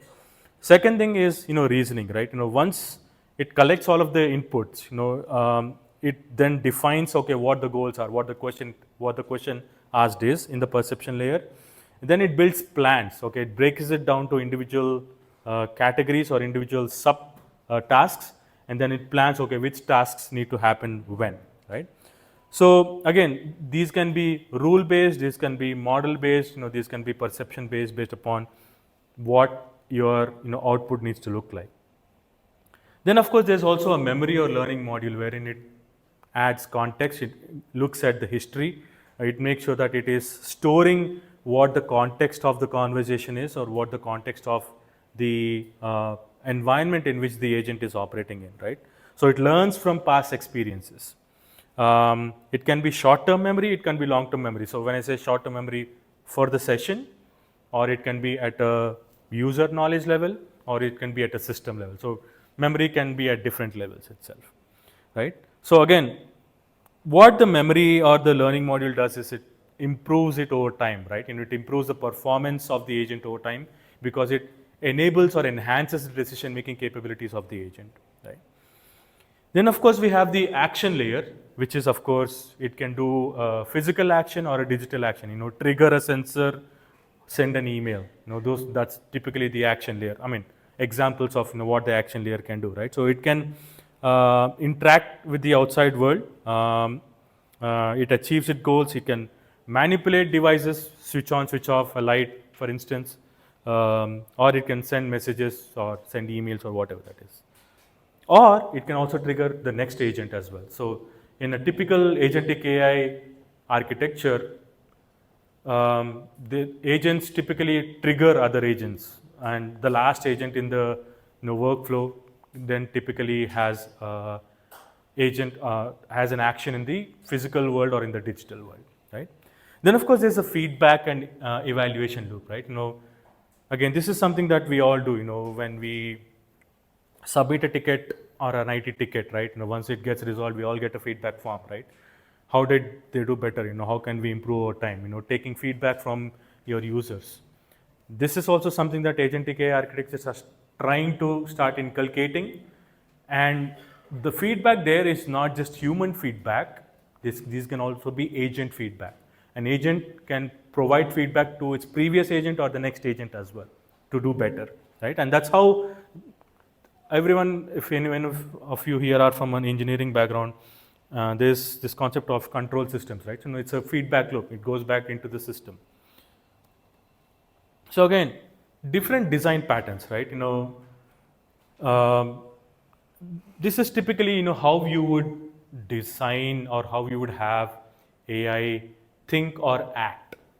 And again, think of it as, architectural paradigms and how an agent can typically, work. So the reflection pattern, it reviews its work, it reflects upon its output, it spots mistakes, and it iterates until it produces the output that it feels is relevant to what the question asked has been. Then of course you have the tool use pattern, right? Tools essentially are like add-ons, right? They help the LLM gather more information by whether it is querying a vector database for context, whether it is executing Python scripts, external scripts, for instance. It can be invoking a third-party API. If you have a weather API or an external API, it can invoke that. So typically, these use external tools and get the output that they require, right? So again, think of it this way, right? LLM is primarily dependent on the knowledge that it has been trained for, but it might not always have the knowledge that it has not been trained for, and which is where the external tools comes into picture, APIs, vector databases, even RDBMS systems, for instance, right? Then of course, reason and act, which is the react pattern, right? Wherein it combines both reason and act to ensure that, it is reflecting on the generated output, and more importantly, it can, based upon the output, if it feels that it requires external context, it can pull in data from the tools by using the tool use pattern. Then of course, planning pattern, we have been talking about this, wherein there is a planner in place, wherein it breaks down the full task into individual tasks, and then it plans what tasks need to be executed first and next, and then orchestrates it across, right? Then of course, the multi-agent pattern, this is typically the full-blown architecture of, wherein there are multiple agents that are acting by themselves, but overall there is an orchestrator that ensures that, there is, again, everyone talked about big data, how there is a worker node, there is a, master node that triggers these worker nodes, etc. Right? So it's basically like a coordinator among all of them. So again, multiple design patterns to put into perspective, right? So again, standalone AI agents typically have a perception layer, a reasoning layer, and an action layer. We talked about this earlier. But as they evolve, right, agentic AI has each of these AI agents which can perform specialized tasks, right? And then they work together. And that's what, the agentic AI systems typically have, right? These can be, task decomposition, agentic AI systems a system of systems is also possible, right? There can be agentic AI systems that can decompose a task, and then that can plug into an overall agentic AI architecture paradigm as well. We look at a couple of examples also. So again, you might ask me, hey, as a company, or if clients ask me, do I need to implement an agent or an agentic AI system, right? If the job is repetitive, if there are clear rules, typically an agent would suffice.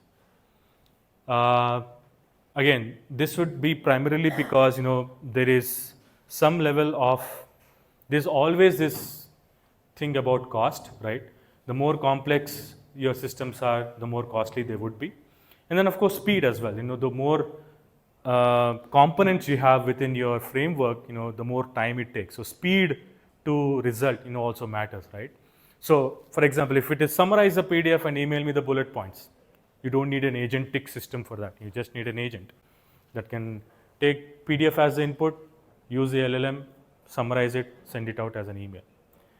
Now, when you have to go to agentic system is when there are complex evolving projects wherein, for instance, you need to branch out individual tasks, and then you need to combine the output of all of them and then give an output, right? So for instance, research 10 competitors, draft a report, create slides, flag gaps in data. These are multiple tasks, right? This can be, research can be one agent, drafting a report can be another agent, creating the slides is another agent, and then flagging the gaps in data by looking at is another agent. And then how do you put all of them together is your agentic system. So again, depending upon the complexity, depending upon the cost, so there's always this complexity, speed, and cost trade-off, that most companies have to analyze before they even get to the output, right? So practical example, right? Temperature setting is an AI agent in itself. Depending upon how the output weather is, it can set the temperature within the thermostat within the house, right? Now, an agentic AI system will look at, okay, what's the user schedule? What are the different appliances that are available in the house? How's the weather forecast outside? What are the energy prices outside? How do you ensure that my energy bill consumption is low, right? How many of you watch Black Mirror here? Any Black Mirror fans, right? So you would have seen this in one of the episodes wherein there is a fully automated house, wherein it just does everything based upon data, based upon the agents. So there are multiple agents working together in automating the entire house in itself. Now, an example of a multi-agent system, is an AI agent blog writer. So here, say I am a user, I want a blog to be written, right? Now there is a proxy agent, which is all its job is to communicate with me as if I am communicating with a human, right? That's what the agent does. It's a proxy agent. Then there's an orchestrator agent, which basically orchestrates between multiple underlying agents. And what are my multiple underlying agent? There is a research agent which researches on the topic that I have asked the system to write a blog on. There's a writing agent that actually writes the blog. There's a critic agent which actually looks at the output of the writing agent and critiques it, right? So these are systems that are individually working on themselves, and ultimately it gets me the output. So there is self-reflection. Remember, there is a self-reflection, self-critic in agentic AI systems, right? Then there is, of course, a human review. So a human review can be me. I can review the output of this agentic system and give feedback, or I can say, okay, you know what, give this to me, and I can throw this to another editor agent wherein it acts as an editor. So it is basically me acting in the form of an agent, right? So, you can have, again, these can be same LLM, these can be multiple LLMs, all of them working together based upon a specific goal and a specific output that is expected from them as agents, right? So how do you break this down, and how do you train each one of those individual agents to be best in what they do, right? So that's typically, how, a multi-agent system would work. again, different applications, writing a grant proposal, right? There is an input, there is a retriever agent, they talk with enrollment agent, they talk about looking at different research papers and then generate a research grant paper. There can be a medical agent where one agent looks at the vitals of the patient that's in the hospital. One agent can look at the employee health records, what has been the medical history of that specific patient. One can look at how the treatment planning should be. If the patient is in a hospital, what are the different steps? How can you coordinate between different departments? That can be another agent, right? And then there is an orchestrator which integrates all of these together. So remember that memory, planning, and orchestration. These are the primary skills that an agentic AI system has.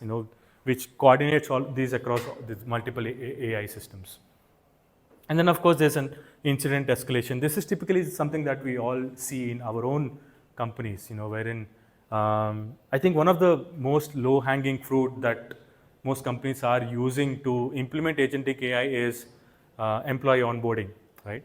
Because there are multiple things involved, sending a laptop to the employee, sending an email to the manager for approval, sending a welcome email, setting up their credentials, right? There are multiple individual tasks when you onboard a new employee. So there are multiple systems involved as well. There is a ticketing system like ServiceNow or Remedy. There can be a hardware or IT asset management system, IT service management system. There can be HRMS system. We need to update the HR systems itself, right? So multiple systems involved, multiple tasks involved. How do you put individual agents in each of these individual systems that act on them, but then make sure that the entire process is more seamless and more automated, right? That's an example of what most companies are actually implementing today. So again, there's nothing that you cannot do without measuring what the impact or what the success of them are, right? So for an agent, an individual single agent, right, accuracy matters, right? What is the correctness of the output? So when if you want to measure the impact of agents or agentic AI systems, these are metrics that you will probably have to look at. Latency, remember speed and cost. We talked about speed and cost. Latency should be low. Accuracy should be high. And the cost per call, should be at an acceptable level, right? But when you look at it at an agentic system level, how are each of the individual components interacting with each other, right? What is the time to solve if there is a question or if there is a problem, right? More importantly, if these are part of mission critical systems, are there chances of failure? Are there chances of errors? Because remember, these are all AI systems.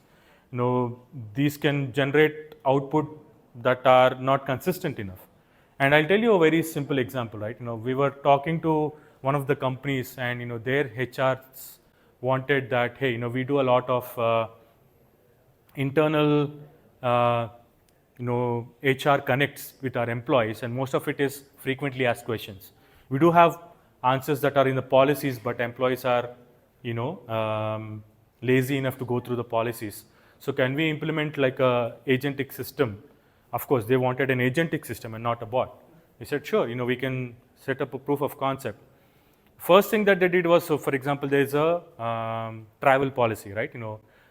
Employees at a certain level can do certain flight bookings, or at a certain level are eligible for certain per diem, etc., right? We set it up on their basic example transport policy. We said, okay, you try to interact with this, right? So there were two HR people who interacted, and they said, hey, my answers are different. Of course they are different, right? It's an agentic system. The language that is generated will not be consistent enough, right? So then they understood, no, we need consistent answers. Then that says, okay, you need to have a Q&A, you need to have a consistent, and maybe a chatbot is enough for you. You don't need an agentic system, right? So that's how you would work with, say, clients or your own internal stakeholders to let them understand that there are these nuances that you need to keep in mind, right? So again, how do you make sure that you're tracking or counting errors or security breaches sometimes, and ensure that you're putting in guardrails in place? Yeah, of course, challenges can involve, they may not have long-term reasoning. Typical challenges that we have with AI, hallucinations, they don't have a causal understanding unless, you are retraining it on millions of iterations, right?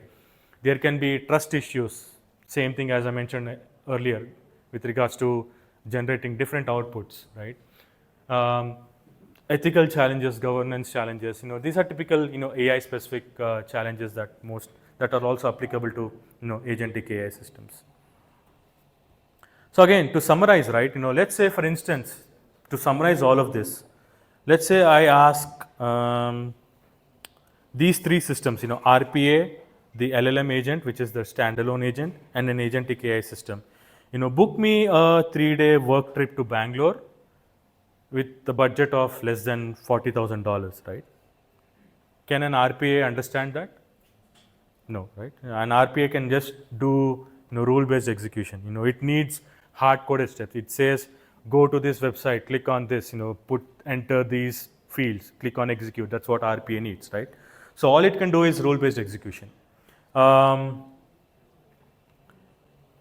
an LLM agent do that for me? It probably can. It can give you recommendations on a flight or a hotel, but it needs me to prompt it every time, right? It needs to, can you give me flight recommendation? Can you give me a hotel recommendation? Can you make sure that it is less than $40,000? You need to prompt it every time, right? An agentic AI system, it would understand the goal. It can search for, the right flights. It can search for the hotels. It can compare the costs, because there can be costs associated, and it can, of course, plan the itinerary for you. It can also give you recommendations that, oh, this is the nearby hotel, that is available, right? You don't have to handhold an agentic AI system, and that's the difference, right? So typically, because it has memory modules, it has tool orchestration, it has autonomy and goal seeking. That's where, the agentic AI systems are much more powerful. So I hope that example puts into context differences or how autonomous systems have evolved from automation using RPA to being more autonomous using agentic AI. So I hope that was useful. And again, I just want to make sure that if there is something that you need to talk about, I'm always here available. But again, thank you for your time and patience, and sorry to keep you waiting for lunch. Thank you.